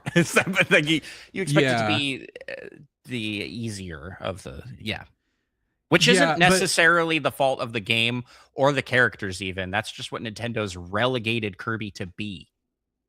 Right. Well, and I also think too that like, isn't it interesting that despite the fact that it has this perception of like being a game that is kind of hardcore or difficult for newcomers, this is also a game in which there are like 2 buttons and you're always moving forward. It's funny. Like it's almost one thing that I think is really cool about Kirby Air Riders is like, it is this one thing. I think Sakurai always does this. It is this kind of like deconstruction of a racing game. Like, what if I made a cool and interesting and hardcore and satisfying racing game without any of the trappings of a normal racing game? Mm-hmm. Just like with Kirby, what if I made a platformer in which the character can just float forever? Smash Brothers. What if I made a fighting game where there's no health bar? Like I think Sakurai is kind of always doing that. And I really respect that, but it's one of those things where, again, I do think that Breath of the Wild and Tears of the Kingdom are the better games, but if I'm talking about like what is more significant in like the scope of the Switch 2's first year, for me it's Kirby. Yeah, I feel like this is a very tough one to put. This is the hardest one for me so far, and I'm going 1,000% biased pick with Breath of the Wild. Sure, I know it. I know that like on paper that shouldn't be easy, but I can't not vote it. It's the best game of all time. Now, chat is split, so I think what we're gonna have to do is I think we're going to have to either spin a wheel or flip a coin on this one. I think it's going to have to come down to random chance at this point. So let's see. Let's go ahead and pull up I'm going to make a quick wheel. I have a coin. I have a coin right here. Oh, you just have a coin? A big coin, yes. Oh, great. Okay. This is my, will flip a coin. One side is one more game, and the other side is time for bed. One more game will be heads. That's going to be Kirby. Okay. And Time for Bed will be Zelda. Okay, great. All right, here we go, guys. Go ahead. I do the old coin flip. Time for Bed. It is Time for Bed. That's Zelda. Time for Bed. Sorry, I guess. DDD. Sorry, Seth. So I guess ultimately Time for Bed Kirby because Zelda moves on. I don't think Zelda's going to make it very far, if I'm being honest. We're pitting it up against Yoshi and the Mysterious Book. Oh gosh, we'll see. That's tough. We'll see what happens. All right. Oh boy. Next seed here. An Andros special here. This is an Andros special because I flipping love Super Mario Party Jamboree. I have so many hours into the Switch 2 specific version of this game. I play it a ton, and I know that it is not S tier quality Nintendo titles, but I've played a lot of it. Yeah. So this is Super Mario Party Jamboree TV, the Switch 2 version. Versus Metroid Prime 4 Beyond. Vote 1 for Mario Party, vote 2 for Metroid. Yeah, I know that you love. Yeah, I know that you love Mario Party, and I know that you hate Metroid. So it's pretty obvious where you're going with this. Yeah, I don't want to say I hate Metroid because I freaking loved Metroid Dread. I love 2D Metroid. I need to give Metroid Prime remastered a go so that I can give 3D Metroid a really good shot. But yeah, I gotta go with Mario Party Jamboree.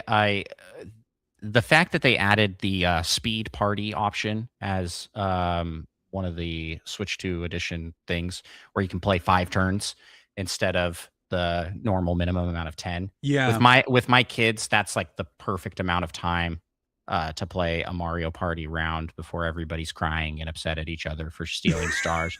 Yeah. So yeah, it's a lot of fun. I think the Bowser microphone mini games were a blast. What other game? They had a couple mouse mini games, which just felt right. Those just feel like natural additions to the game. Because that's one thing Mario Party's always done is like utilize the goofy, quirky mechanics of the system that they're on to make fun mini games.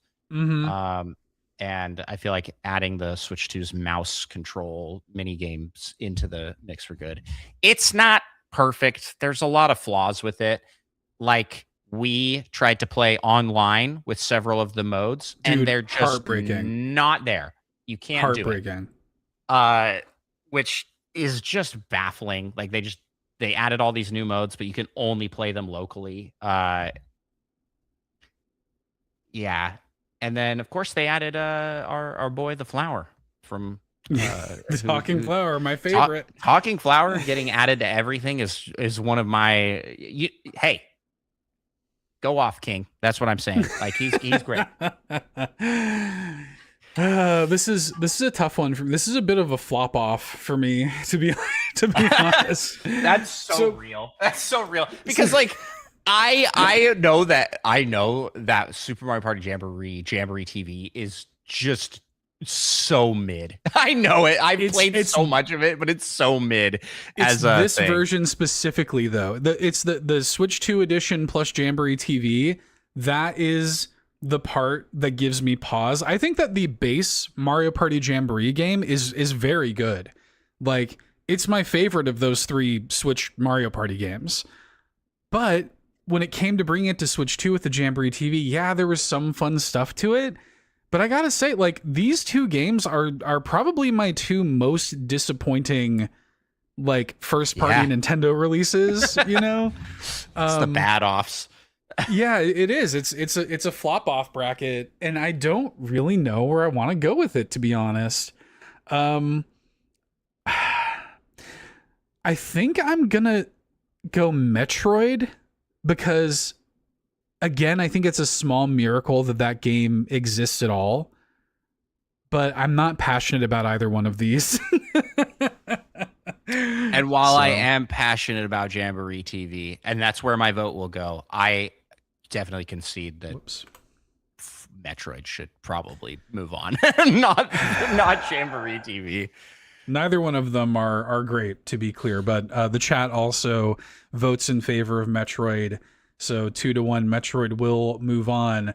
Now, Hendra, this is going to be a contentious bracket right here. No.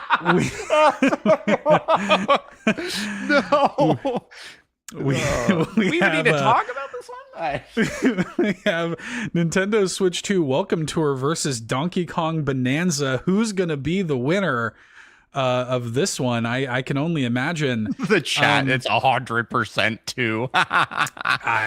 So yeah, one for Nintendo Switch 2 Welcome Tour, 2 for Donkey Kong Bonanza. I like Donkey Kong is the clear favorite here, but I will say this in defense of Nintendo Switch 2 Welcome Tour, I had fun with it for what it was. Like, it should have been a pack-in. They shouldn't have charged for it. It's one of those things.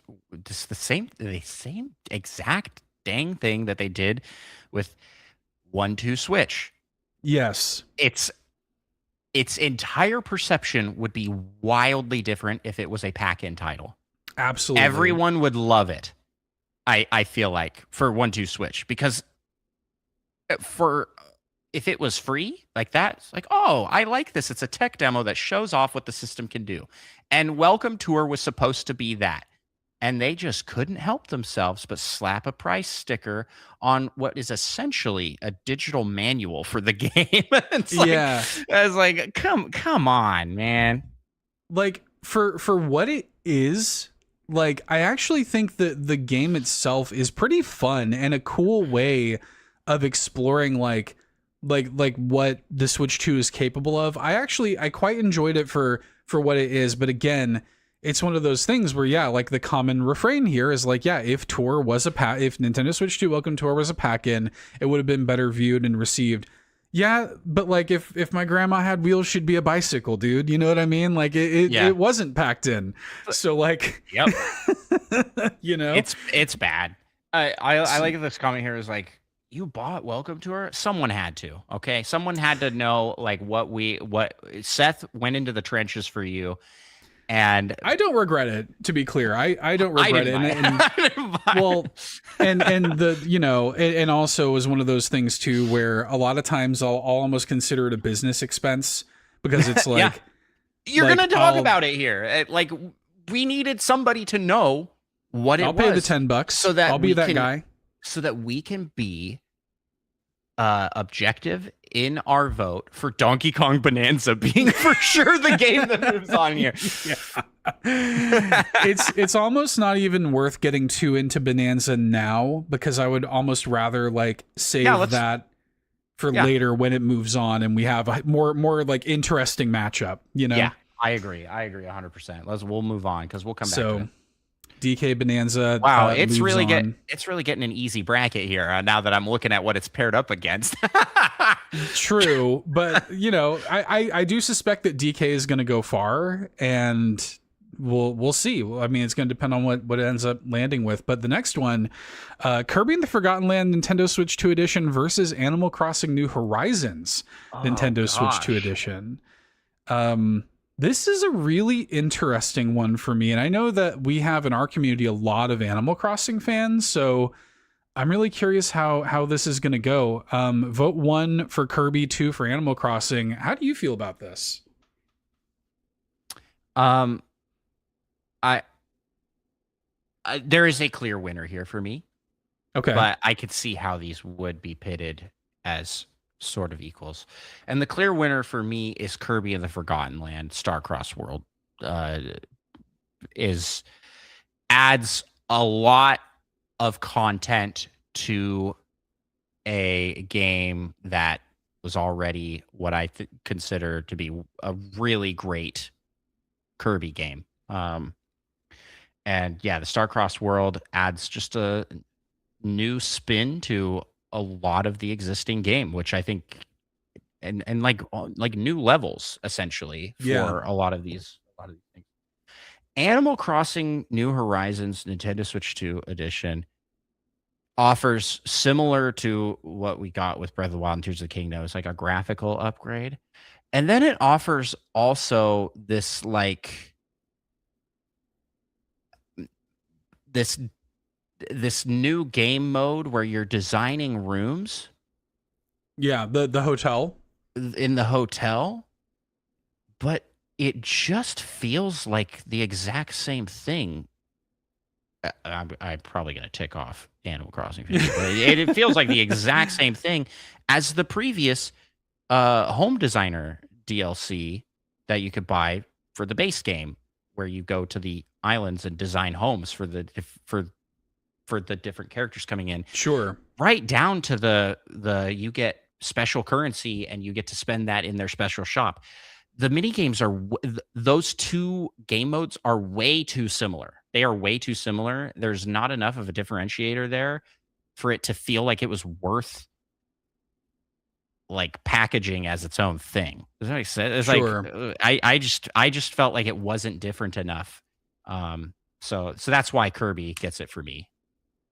Yeah, I think that Antics in the chat brings up the Dream Island thing. I think that's a huge deal for Animal Crossing players. I think the thing that that I keep in mind when it comes to Animal Crossing specifically is that like there's a few factors here. There are these quality of life features that Animal Crossing fans were begging for. Things like the Dream Islands, having basically creative mode in the game, crafting from storage, batch crafting, these like that's the best part of the DLC in my opinion, is the batch crafting.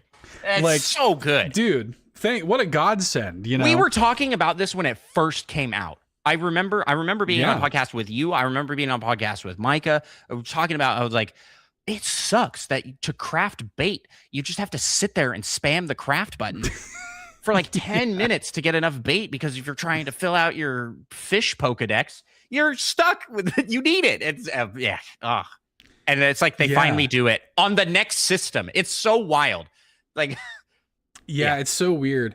But it also there's another kind of extraneous factor for me when it comes to this too, that like it was something that the fans didn't expect. I feel like Animal Crossing fans have felt underserved for a long time, and to have this kind of come out, there was like such a shot of excitement that you could like feel tangibly in the community. And for me, like it got me back into playing Animal Crossing in a real way for the first time in a long time. I think I put another like 200 hours into it. Really? Like, on Switch 2, yeah. Like I put I completely remade my island. I redid a bunch of stuff, and I had a good time with it. Now, I don't want to bury Kirby though, because I agree with you in this respect too. I loved Star-Crossed World. I thought it was great. And I think that it's another transformative Nintendo Switch 2 edition in that it looks so good, it runs so good on Switch 2, like there's no other way to play Kirby in the Forgotten Land, which is my favorite Kirby game, so this is a tough one for me, but I do think I ultimately give it to Animal Crossing. So, all right. Which the chat is unsurprisingly, knowing our community, the chat is also overwhelmingly in favor of Animal Crossing. So yeah, I know I've already lost here. My biggest kicker is like a lot of the things that were brought up are just things that were missing that they added in. I think so. It feels like the game should have had those already. Not like Kirby and the Star-Crossed. It's not. I didn't feel like, wow, this needed to be in here already. It wasn't like quality of life improvements. They just added more game. Whereas Animal Crossing was like, let me give you these basic quality of life improvements that everybody wants. Sometimes that's what it takes, especially what you need and not what you want. You know what I say? Yeah. You hear what I'm saying? With a game like Animal Crossing also, I think that like you saw such a groundswell of just community and people like rallying behind that game. And it's I mean, we've talked about it a bunch on this show. Like it introduced so many people to gaming, even just generally, that like I think there are things that kind of revealed themselves over the thousands and thousands of hours that people played Animal Crossing, that like it was kind of nice that those people got thrown a bone. So I do respect it. Now, this is going to be an interesting one here. This is the final bracket of round one. Okay. Vote 1 for Mario Tennis Fever. Vote 2 for Pokemon Pokopia. Where are you at with this one?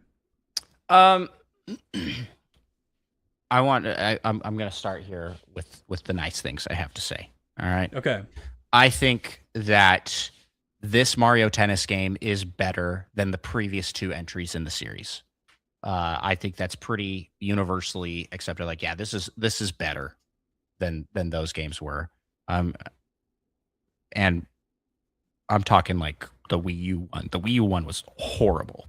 It was that Aces or was that like Ultra Smash or that's whatever? Ultra Smash, yeah. Aces was better, but Mario Tennis Fever I think is better than Aces and Ultra Smash. I think it's pretty good. I like what they did with the story mode. I didn't play it. So I'm sorry. I'm just talking out of my butt here. I don't know what's going on with this title, but I didn't play Pokopia either. So okay. However, my wife, Muggles Moo, did play Shout Pokopia. Out. How do you feel about Pokopia, Muggles Moo? I need to give it more of a try. An enthusiastic recommendation from my wife. The build-up was amazing. I think she was sleeping. I think I woke her up to ask her that. Pokopia, from what I have seen, because I've watched her play, I've watched my son play, it is so good. It is so good. And it is what I wish Animal Crossing would be. I think it basically took the formula, kind of mashed Animal Crossing and like Dragon Quest Builders together, because it is by the Dragon Quest Builders team, I believe. Yeah, and it's just come out to be this really awesome title. So it's got to go to Pokopia for me. I think it's a hands down. It is. I think it is for me too. I want to say that like I haven't played Mario Tennis Fever either. I am interested in playing it. I mentioned it earlier. I've been tempted to pick it up on sale for Prime Day, but from what I hear from people that I know that love Mario Tennis Fever is that it, you know, like the gameplay of it is like as good as it's ever been. The multiplayer sounds incredible. You know, like I hear great things about Mario Tennis Fever, and I do genuinely want to play it before the end of the year so I can really fully form an opinion on it. Mm-hmm. But for my money, Pokopia is an unbelievable generational game. Yeah. Like Pokopia for me, like, is the reason people should have a Nintendo Switch 2. Like, there are games that I prefer over it. I love Yoshi, I love DK Bonanza, but Pokopia is like, it's the crown jewel for me right now. It's a system Nintendo seller. Switch 2. It is. It is this system's Animal Crossing New Horizons. I would easily put that in there, and it looks like it's going to be getting an immense amount of support. So I think that's awesome. I'm excited to see where it goes. There's also it's a clean sweep in the chat, 83% Pokopia. Although shout out to Sam for being the one brave vote for Mario Tennis Fever. I do respect that. We love Sam. Yeah, good old third strongest mole. I do respect that. Pokopia moves on. We will have more to say about that later, especially since it now is going to be going up against Animal Crossing. That'll be funny. Yeah, the other Sam. Yeah, wait, what? I love how this went out completely randomly. Like, these have been very funny or pretty good, decent pairings. So yeah, like it. Yep. We're into round two. Round two. I do need to quickly make these polls so that, because obviously I didn't know how this was going to go beforehand. So I'm going to go ahead and generate this. Our first bracket here in round two is Mario Kart World versus Pokemon Legends ZA. This is an interesting pairing. How do you feel about this one? I have a lot harder time with this one. I played a lot in both of these games. Yeah, it's this is a tough one for me. I think I lean more Mario Kart World. Mm-hmm. And just because between these two games, it has a far more exciting and interesting multiplayer aspect to it than Pokemon Legends ZA. But both of these, the single player experiences, I thought were really fun. I love Mario Kart World's open world and exploring the map and doing challenges and little quest things. It's a lot of fun. Pokemon Legends ZA, I think, has some flaws. Yeah, for sure. Like there are moments where the pacing feels a little off in the game, and please somebody get voice actors over at Pokemon No kidding. Company. It would help things so much. And you know what? Spoilers for Pokemon Legends ZA. They killed off my boy. They killed off my favorite character in the game. And so for that, they get knocked down, and I go Mario Kart World. They didn't kill off anybody in Mario Kart World. That's true. Nobody's. I mean, sometimes though, those toads and those shy guys that are walking on the side of the road, that's a little dangerous. That is true.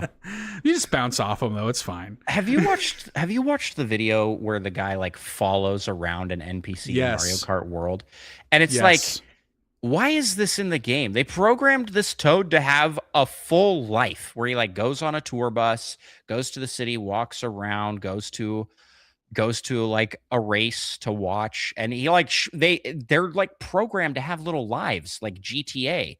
But then, isn't that crazy? But then there's like no interaction with them. It's like wild how far they went and how not deep it is.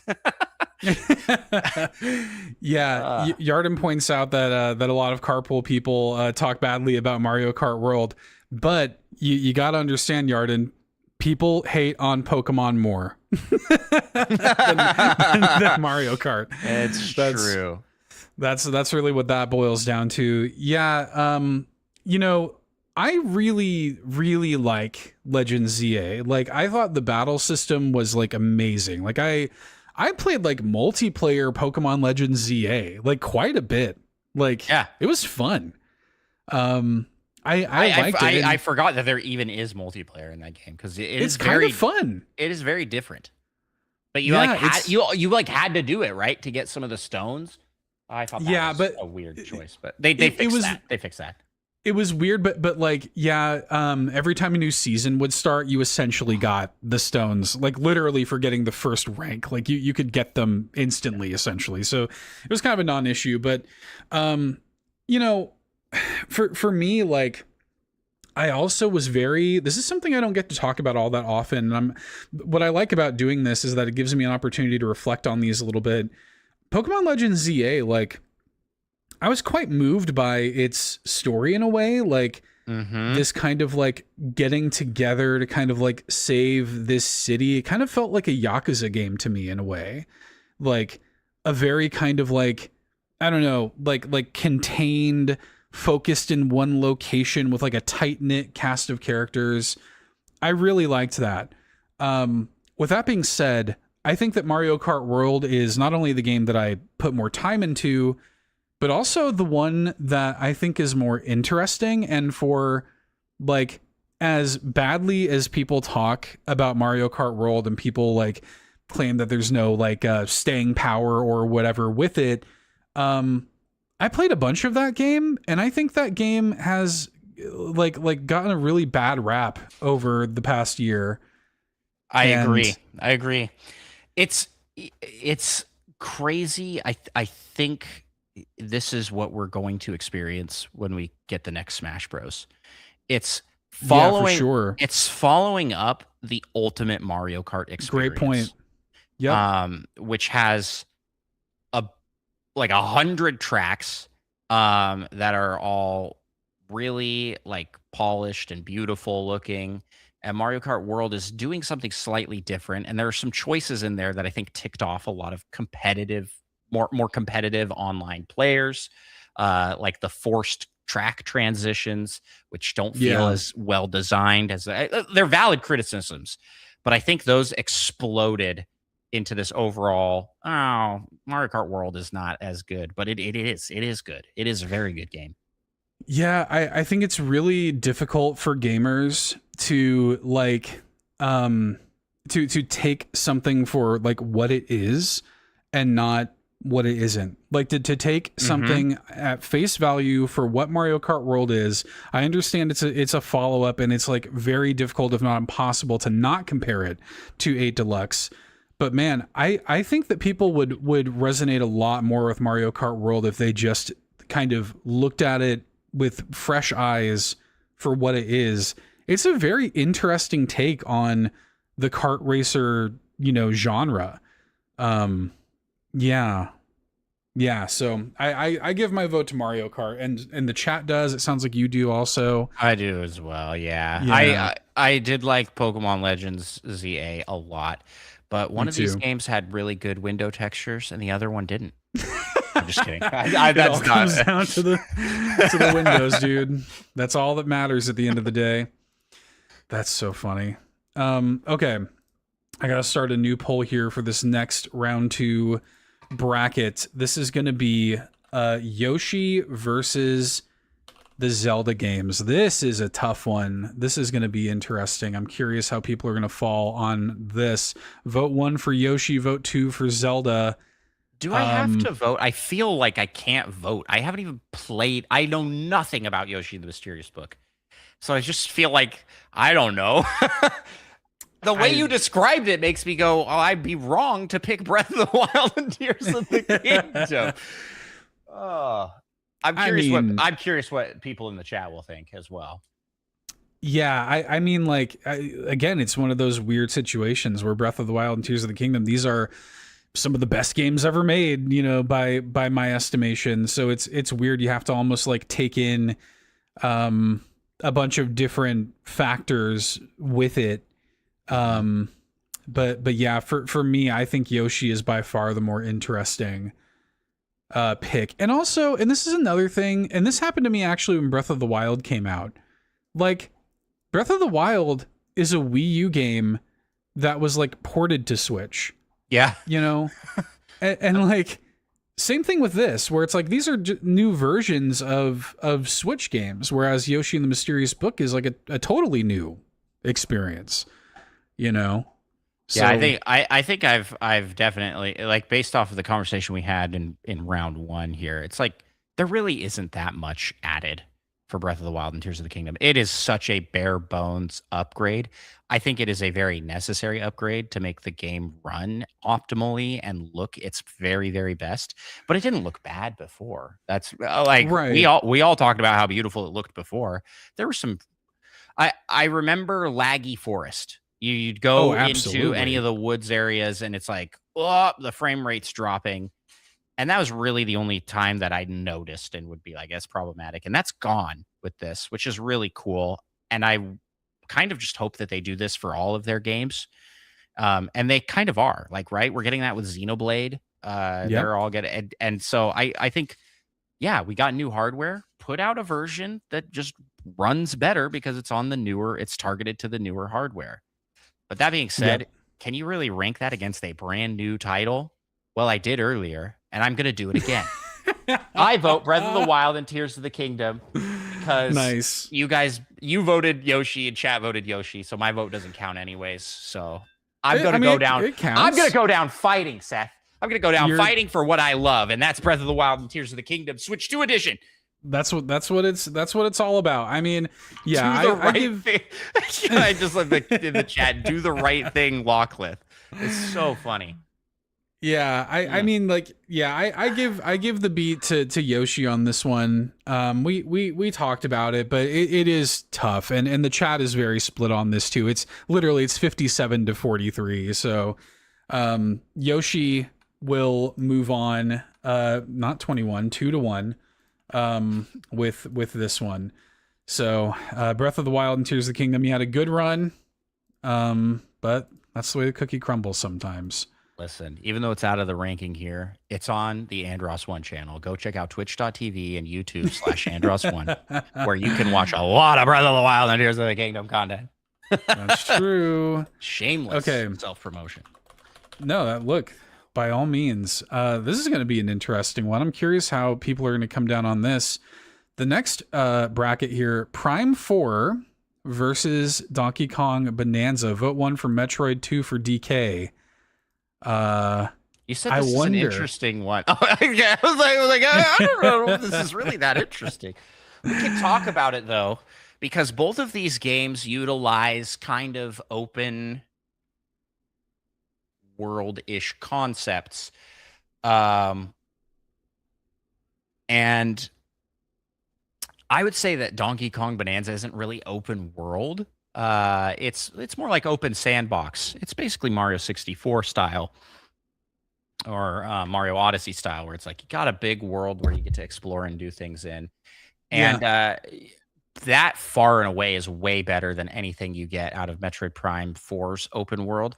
But Metroid Prime 4's, it really does shine in those linear dungeons where you're set to go. And Donkey Kong also has more linear segments that come up that are also really good. So it just like based off of like game design alone, it's like Donkey Kong Bonanza clears Metroid Prime. And you could just see the polish where Metroid Prime 4 doesn't have that. Yeah, it's not close. Yeah, this is DK all the way. It's barely even worth the conversation. I mean, you know, DK Bonanza I thought was so cool and creative, such a rejuvenating, like taking a classic Nintendo IP and like just completely, you know, rethinking it for the modern age on Switch 2. It's one of the best games on the system. Like it's just not even. It's almost unfair. Like it really is. Yeah. So okay, it wasn't announced 10 years ago and then came out to be mid. I know. It was like, kind of honestly, Donkey Kong Bonanza was kind of a surprise Switch announcement in my mind. It's like, this isn't what I would have thought would be coming. And here it is. And it's great.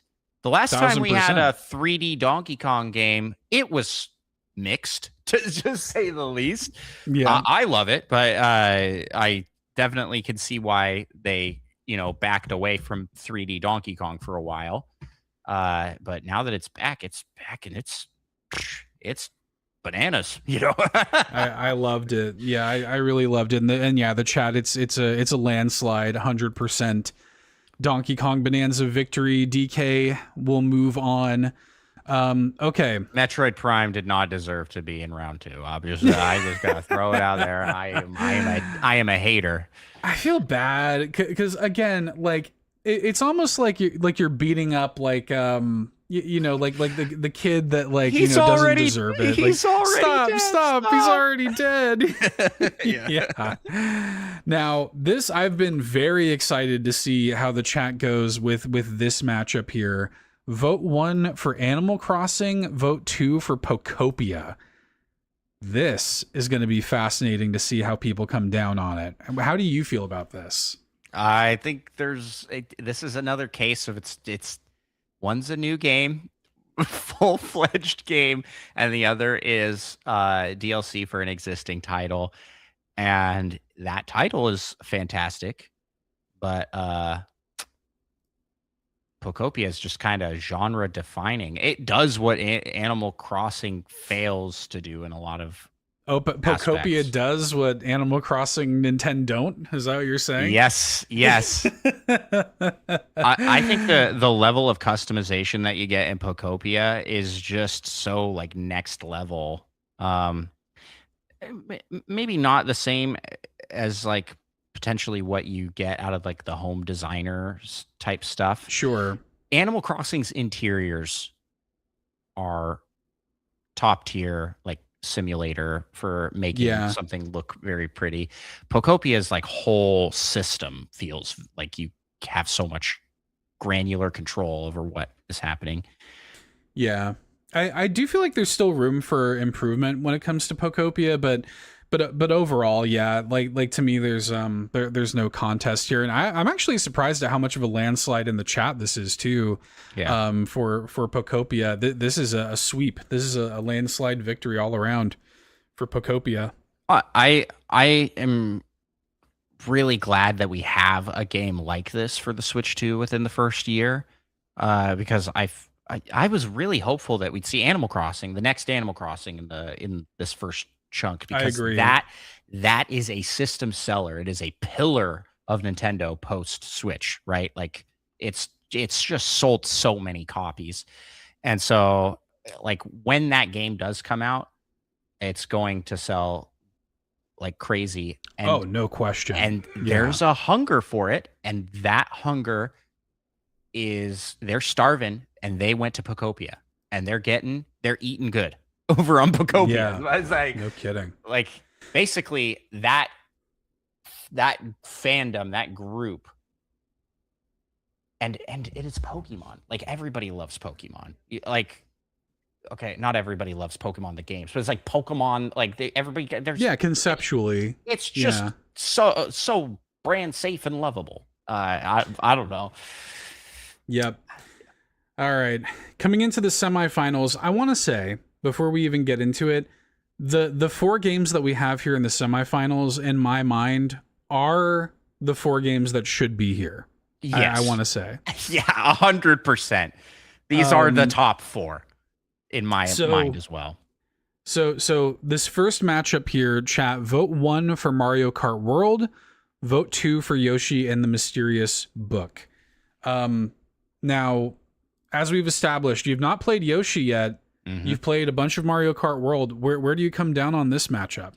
Well, this is tough because I've played one and not the other, and I know very little about Yoshi and the Mysterious Book, but I do know that both games have Yoshi. And That's true. And in one of them, you can play as a cow. And for that reason alone, I'm gonna be picking Mario Kart World as my vote. Okay. Yeah. Seth, give us more of an objective answer, because my answer is not objective. I'm the guy, like, you know, ESPN, they've got that like one guy that just makes like really bad takes, and then everybody else just like argues with them. Well, I didn't even like. It's like I'm arguing about a game I didn't even watch. Like, well, he was on the court, and you're like, you didn't even watch the game. It's like, but you know, that's how I feel here. Sam asks, can Yoshi wear a top hat in Mysterious Book? Yoshi can actually wear several hats in Yoshi and the Mysterious Book. As a matter of fact, there's a way to get a Crazy Daisy to make a flower hat for Yoshi and put it on him in that game. And it's like the most adorable thing you've ever seen. Like, it's the best. Crazy Daisy. That's what I've always thought about Daisy. She is a little bit crazy. It's those little walking flower guys that you see in Yoshi's Island. Yeah. I mean, for me, this is a tough matchup, and I do like both of these games a lot. But yeah, for me, I go Yoshi on it. Just because, again, I think that it's so playful, it's so fun, it's so experimental, it's so interesting, and you know, I can't stress enough like how wild it is, the places that game goes, especially in its back half. Like, there's so many times playing that game where I couldn't believe what I was playing. Like, I couldn't believe what I was seeing, what they were doing with this game. It's a fascinating game. I was actually reading earlier this week that the director of Yoshi and the Mysterious Book was like one of the lead designers of Super Mario 64. And I'm like, that makes perfect sense. Like knowing that now, like structurally it has like the same kind of like pop into a level. You're not jumping into a painting, you're jumping into a book, pop into a level, explore, play, find things. That's what this game is. So with that being said, though, Andros, I think we might need to do another coin toss. Oh, no. We're going to leave this to a coin toss? Because the chat, you're going Mario Kart, I'm going Yoshi, and the chat is split 50-50. So let's go ahead and do a coin toss here.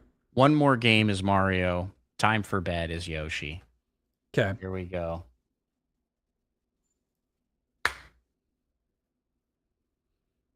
Time for bed. It goes to Yoshi. Yoshi moves on. Mario Kart World is a fantastic title, and I think a must-buy with the system. But in a lot of ways, it doesn't stand out like a lot of these other titles. And so I totally get it not being here in the finals. Honestly, you know what? This next matchup is what I would have pitted in the finals. These two. This is a tough matchup too. Yeah. I mean, that's the point of these things. Like they're supposed to be tough. Okay, let me get a new poll going. This is going to be DK versus Pokopia. Chat, I'm getting a poll up now. We need your opinions here. Vote 1 for DK, vote 2 for Pokopia. This, I think, is maybe the most difficult matchup in this entire bracket. Sam, you might need to do one again, vote again, because I think you typed that like right before the poll became active. Seth, I want to hear your thoughts first on this one. Where are you falling here? This is really, really hard for me, because I truly do love both of these games. I thought DK Bonanza was so refreshing. It was so cool. I love the take on Paullin, who's one of my favorite characters. Mm-hmm. I think the music's incredible. I think that like it's so fun and creative and stuff. But yeah, I like Pokopia to me is like truly it's like an all-timer. It's the real deal. Like Pokopia to me is on another like level. Like Pokopia is one of those things that like it just, when we look back on the Nintendo Switch 2 years from now, I think that Pokopia is going to be like one of the handful, and to be clear, I think DK will be also, but I think Pokopia is going to be one of those games you look back on of like, man, like remember Pokopia? Like how cool was that? It's very hard. It's very hard for me, but I think I go Pokopia. I think I give it the slight beat. All right. I'm going to come in opposite to you here. Okay. DK for me was that is the reason to have a Switch 2. I think it is this system's Mario Odyssey. I agree. And it might not be up at the grandiose scale of like a Legend of Zelda, but it does not hold back either. It does so much. And honestly, the game is just massive. There's so much to do and explore, and every inch of it just feels so good to play. Like the movement is so incredible good. Movement. It really is.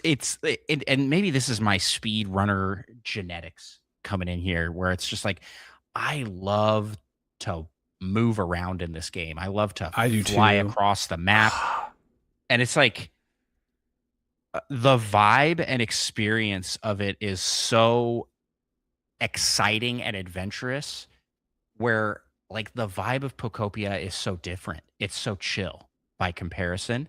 It's like this is really a tough matchup. This is really a tough one. But even just listening to you talk about DK, like I can like feel the pull, like almost. I'm like, oh, but you're so right. Like I do love the movement, and it appeals to like that piece of my brain too. You talk about the vibe of Pokopia, and I'm actually glad you brought that up, because my favorite thing about Pokopia is, like tonally, it is such an interesting game, and it's not just, chill, cozy kind of thing. It's like a post-apocalyptic game. Yeah. And like there is genuinely very cool and interesting payoff and like lore weirdly with Pokopia that like I've described this on the show before, so I'm apologize anybody who's listened for a long time. I'm repeating myself, but one of my favorite moments, if not my favorite moment in gaming this year so far, you go to an area in Pokopia called the Bleak Beach, and off in the distance you see a massive like derelict ship that has been landlocked, taken over back by nature and stuff like this. And as you're picking up the pieces and realizing that the world of Pokopia is post-apocalyptic Kanto, as a longtime Pokemon fan, you're like, oh my God, that's the SS Anne. Yeah. From Pokemon Red and Blue. And the moment that I had making my way over to the SS Anne, I spent like an hour and a half in there. Like, it almost like this little combat-free mini dungeon or something, exploring like the ruins of what is essentially the Pokemon equivalent of the Titanic or something. And it was so like weirdly sad and melancholic, but also fun and nostalgic and interesting. And that is like my favorite moment playing video games this whole year, to say nothing of Pokopia has a real like message that this is something that I also took away from Tears of the Kingdom. Like this message that really resonates with me of the world is bad, but if we work together, we can build it back into something great. Yeah. You know, and like in the face of calamity, in the face of whatever has happened to this world, if we can overcome and work together, we can make this something great. And again, I love DK Bonanza. This is a heartbreaking matchup, but none of the things that I just said can be applied to DK Bonanza. It's fun monkey game where you run around and punch stuff. Well, I will juxtapose. Gosh, I can't say juxtapose that. Golly, couldn't get that out. My experience with the ending of Donkey Kong Bonanza, amazing ending, yeah. Which is, I'm going to tell you this. I didn't like the game at first. Really? It actually took me, I think, in like, it was World 3 that something clicked. Something clicked, and I was invested in this world, in these characters, and in the gameplay mechanics. Like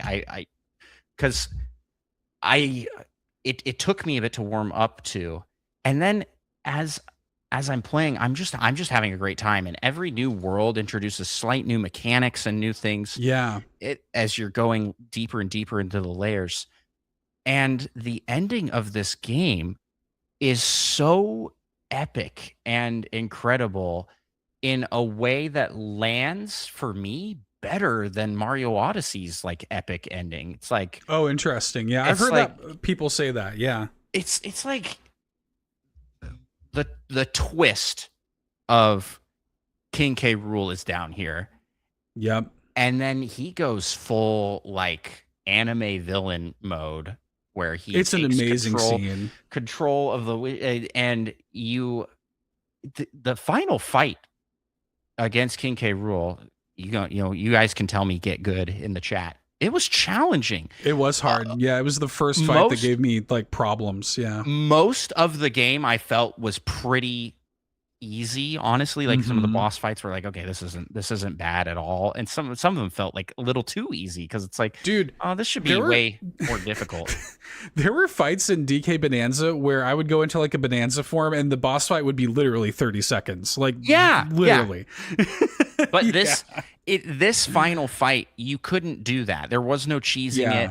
K. Rool was formidable, and they pull the classic fake credits. They do so much with it, and the ending does end up being kind of weirdly emotional. It does with how that all plays out. So it's like you're like, this is a fun monkey game. I was like, yeah, that ending though, I felt something while playing that game that like really made me connect with it. on like this is up there with me. And people, I've talked to people on my Twitch streams about this because they're like, what? There's a lot of people that are like the Switch 2 doesn't have the same opening year as the Switch 1, right? And I think that's no contest. The Switch 1 had a killer opening year. It really did. Sure. And they're like, what do we have on the Switch 2? And I go, Donkey Kong Bonanza. And people are like, what? Donkey Kong Bonanza? And I'm like, I think I had a different experience than everybody else. It's like, I loved that game. I just really was like, it's Hulk Simulator, but you're just like happy, friendly monkey guy. And there's just so much heart to it. It's just a feel good game that it ends with everybody having a happy ending except for K. Rool. But he's K. Rool, so he's gonna go home to his wife, and which he definitely has a wife. He's mentioned it in previous games, so he's fine. Didn't get his monkey wish, whatever. Seth is gonna flip. I can feel it, says Yarden in the chat. Dude, this really is a heartbreaking matchup. So the ending of DK Bonanza sticks it for me. The ending of Pokopia does not.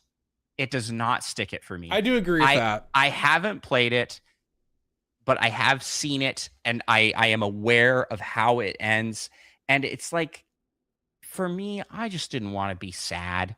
I wanted there to be a happy ending, and it kind of ends with that mood that you were talking about, where it's like melancholy, hopeful, but not necessarily happy ending. And for a Pokemon game, that feels bizarre. We're getting this like melancholy, like sad. It's Pokemon. What are we talking about? It's post-apocalypse. But maybe that's what makes that so unique and interesting and engaging, right? It's like, it's so different. And everybody loves these games where it's like cute thing, but then secretly it's really dark. It's like totally. Yes. That's like a whole genre. It's like of like, oh, cutesy little game, but there's actually dark undertones. It's very serious and deep and sad. And you know what? I just wanted to be happy monkey. I just wanted to be monkey and be happy. Oh man. Yeah. There you go, guys. I'm sorry to. After all that, Beth comes in here and throws a vote on 2. After all that, Beth. Okay. No, I totally get it. It's brutal, I totally dude. Get it. It's and brutal. I am not here to try and convince Seth to change his vote. But I'm just saying why I lean one way and not the other. And I think that speaks to me personally for just wanting to be happy-go-lucky monkey and not sad-go-lucky ditto. You know what I'm saying? You have done a tremendous job, expressing what makes DK Bonanza so special. A tremendous job. And I feel almost like physically, I almost feel like physically sick, like having to choose between these two children here. This is what I wanted the final to be. I think that I would feel better letting DK die in the finale than in the semifinals. That's the part that makes me really sad. But I get it. This is the way the random bracket worked. I do feel like this basically is the final in a certain, like, in terms of the gravitas. Here's I'm gonna stick with Pokopia, and here's my sort of final missive on Pokopia. Pokopia, in a way that Pokemon as a series has not done in years, even though I really loved Legend ZA. Mm-hmm. Pokopia, I felt like, respected me as a Pokemon fan and like paid off my lifetime of experiences in this world playing Pokemon since I was a kid. I think that DK does a similar thing, and I really love how by the end of the game it's worked in elements from all these different eras of DK But I know it pulls what like everything in media does now, where it's like, remember this thing, remember this thing. Yeah. DK is very much in the final act. It's like the music. You remember this song? And Pocopia is definitely, you know, that also, you know, just throughout. But yeah, I don't know, man. Like there's just something that I think is gonna forever stick with me. I mean, about both of these games, but I'm gonna give the slight edge to Pocopia, and it is also winning in the chat. Pocopia moves on. Whew, brutal. Absolutely brutal. Tough. But they can't say I didn't go down fighting for my games. Dude, I like almost swayed me a couple of times there for sure. It was tough. Okay, now I have a feeling how this is going to go in the chat. The final two games: Yoshi and the Mysterious Book versus Pocopia. Vote 1 for Yoshi. Vote 2 for Pocopia. Yon32 says, I'm devastated. Good job, Andros. I mean, look, it's still third place. Like, DK Bonanza's still on the podium. He's still on the podium. How do you feel about this matchup? I know you haven't played either of these games personally, but knowing what you know about both of them, how do you feel about it? I think the edge probably goes to Pocopia on this one as well. Between these two, both are completely new and unique experiences on the system. Both are using familiar IP, very cute, very comfy. Is that the word I'm looking for? Cozy. Yeah, cozy. That's the word I was really looking for. I like comfy. We should make games. that a thing. Yeah, I want to be a comfy gamer. Yeah. I want to be a comfy gamer. I'm not a cozy gamer. I'm a comfy gamer.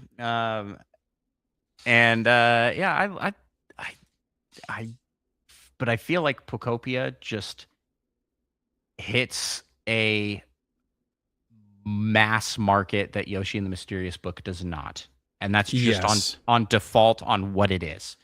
And I get it. People love these little and I'm one of these people, love these little simulator games where you can make your own little world and have characters that you connect with, and Pocopia just has that baked in with its IP. It's like you already love Pokemon, and now you get to like make a little Animal Crossing village for them. Like, it's Animal Crossing, but I know who all the characters are off rip. Yeah, no kidding. Like that's the thing, is like, oh, it's an Onyx. I love Onyx from the movies, from the show, from the games. It's the Remember mixed Remember? Yeah, but they do it in a way that like almost makes you like a sad nostalgic for what once was. I'm gonna be going and seeing Toy Story 5 this week with my kids and family, and it harkens me to Toy Story 3, which was like kind of sad, a sad movie and a sad ending, because it's like, oh, this is where this is the end. It wasn't. Two more, baby. Keep it going. They're gonna keep dragging Woody out of retirement. That's what I'm saying. But in the same way, it's like Pokemon is like 30 years old. Yeah, it's and kids have grown up with these characters in a way that getting to jump into this little world and see, oh man, the world has been devastated, but we can work together to make it whole again, is just such a good point. Kids do need to hear that message. Yes. Yeah. I think it's one of those things where it's like, you just get sorry, Yoshi isn't doing that. It's the exact arguments you made, where it's like, this game makes me feel something that while also being fun mechanically. I hate him. So like we've had matchups in this whole bracket where it's like, this is a story game and this is a gameplay game. gameplay wins.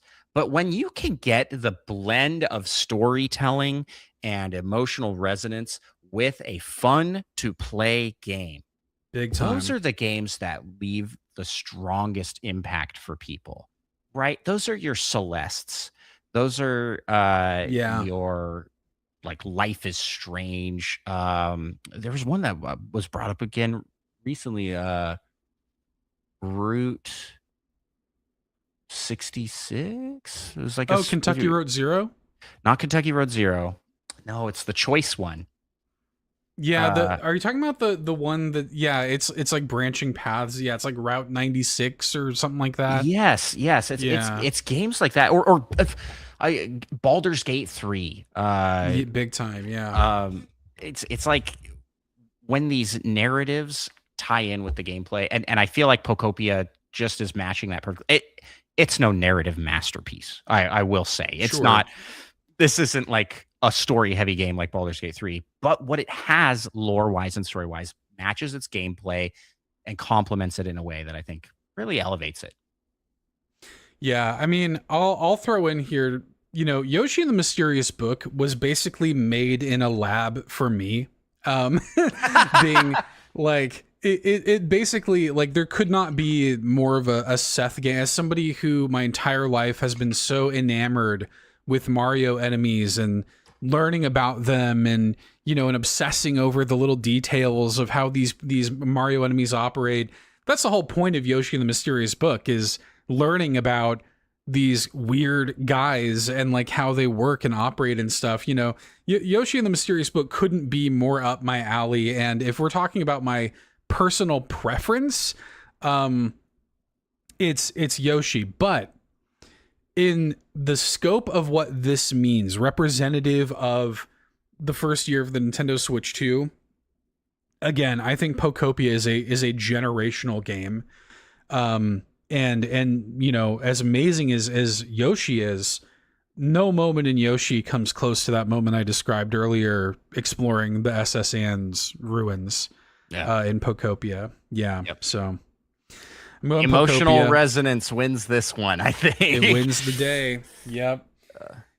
Pocopia also wins the chat's vote, 60-40. So it is a Pocopia sweep for the final, meaning that, it is keeping the zoom in here, meaning that our top 4 is Pocopia number 1, Yoshi and the Mysterious Book number 2, DK Bonanza number 3, Mario Kart World number 4.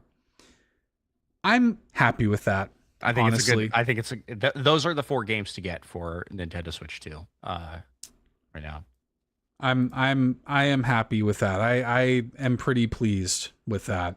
I am realizing now that there is at least one missing thing on this, and that is the Switch 2 editions for Pokemon Scarlet and Violet.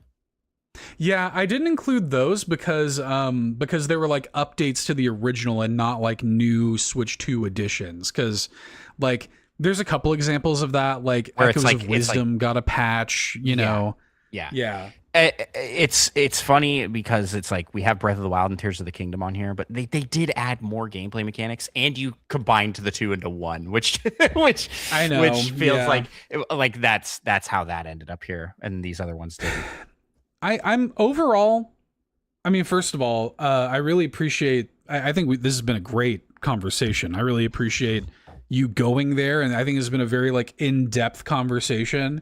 I went to bat for my favorite games. I Yes. definitely showed heavy bias here, and I think it's great that Seth had the chat in here to bring their bias to the chat, which is just Animal Crossing and Pocopia is what it looks like. But I mean, even things out here, I think we've hit an objective right answer with what. Yeah, this feels good to me.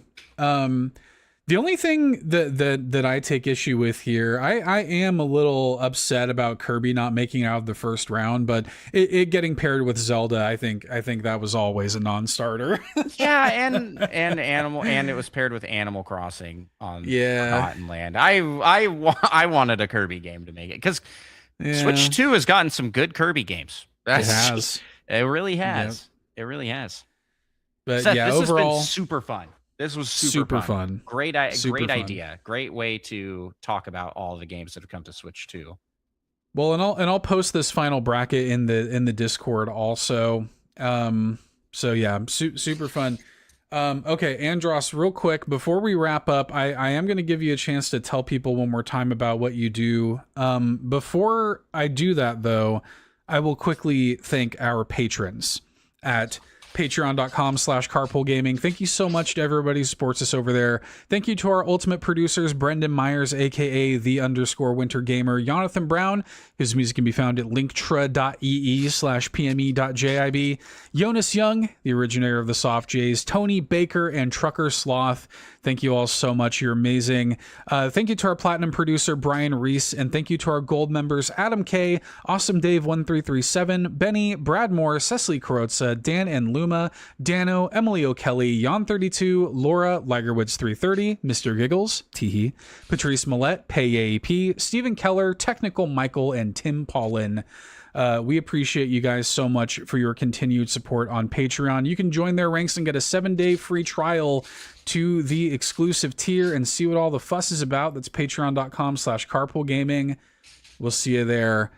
Andros, take a few minutes, tell people where they can find you, tell people about what you do, point people in your direction, my friend.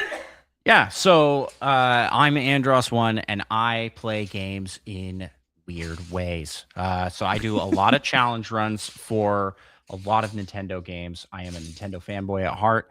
I am a Zelda Tears of the Kingdom and Breath of the Wild speedrunner and challenge runner. And I make YouTube videos and do live streaming. My focus this year has been on live streaming.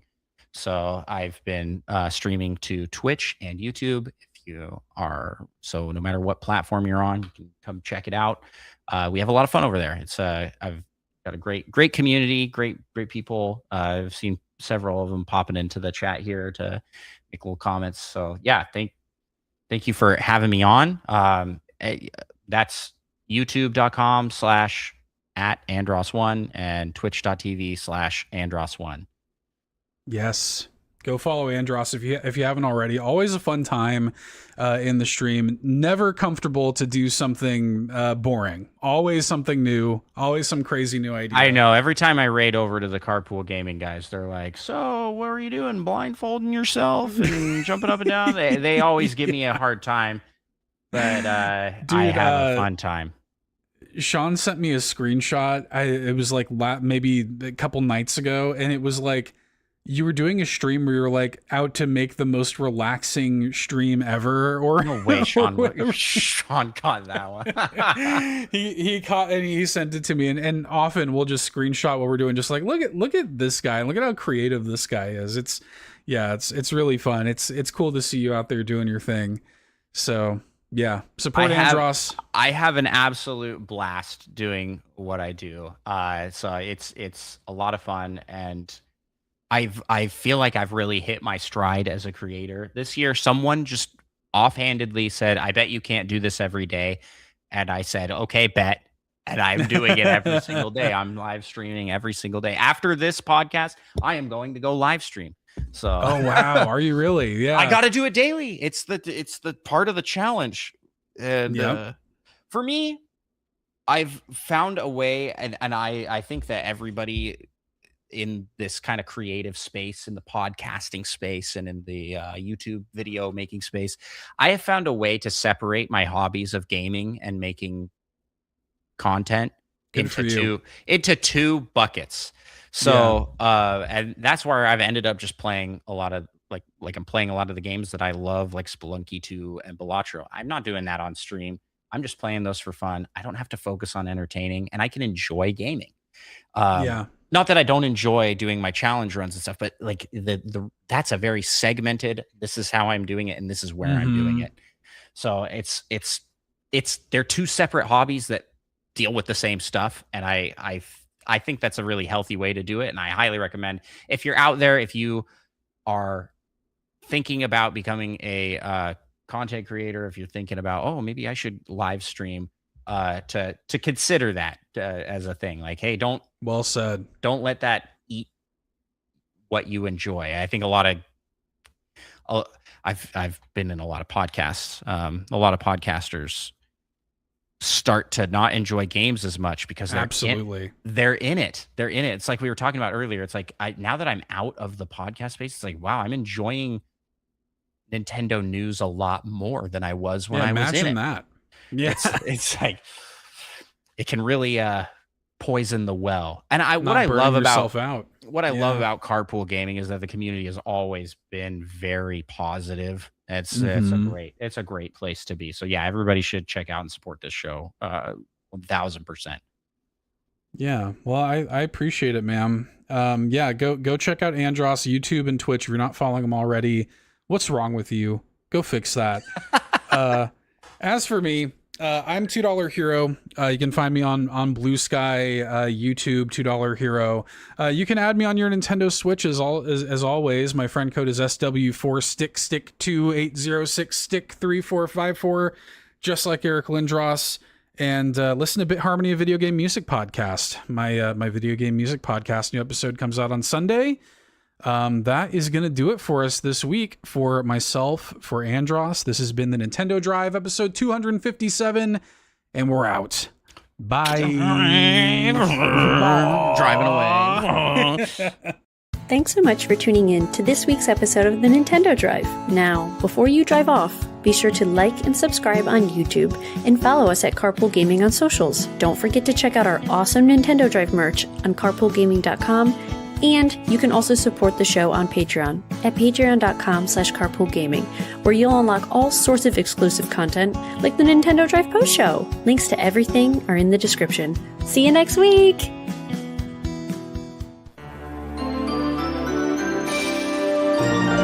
Deek.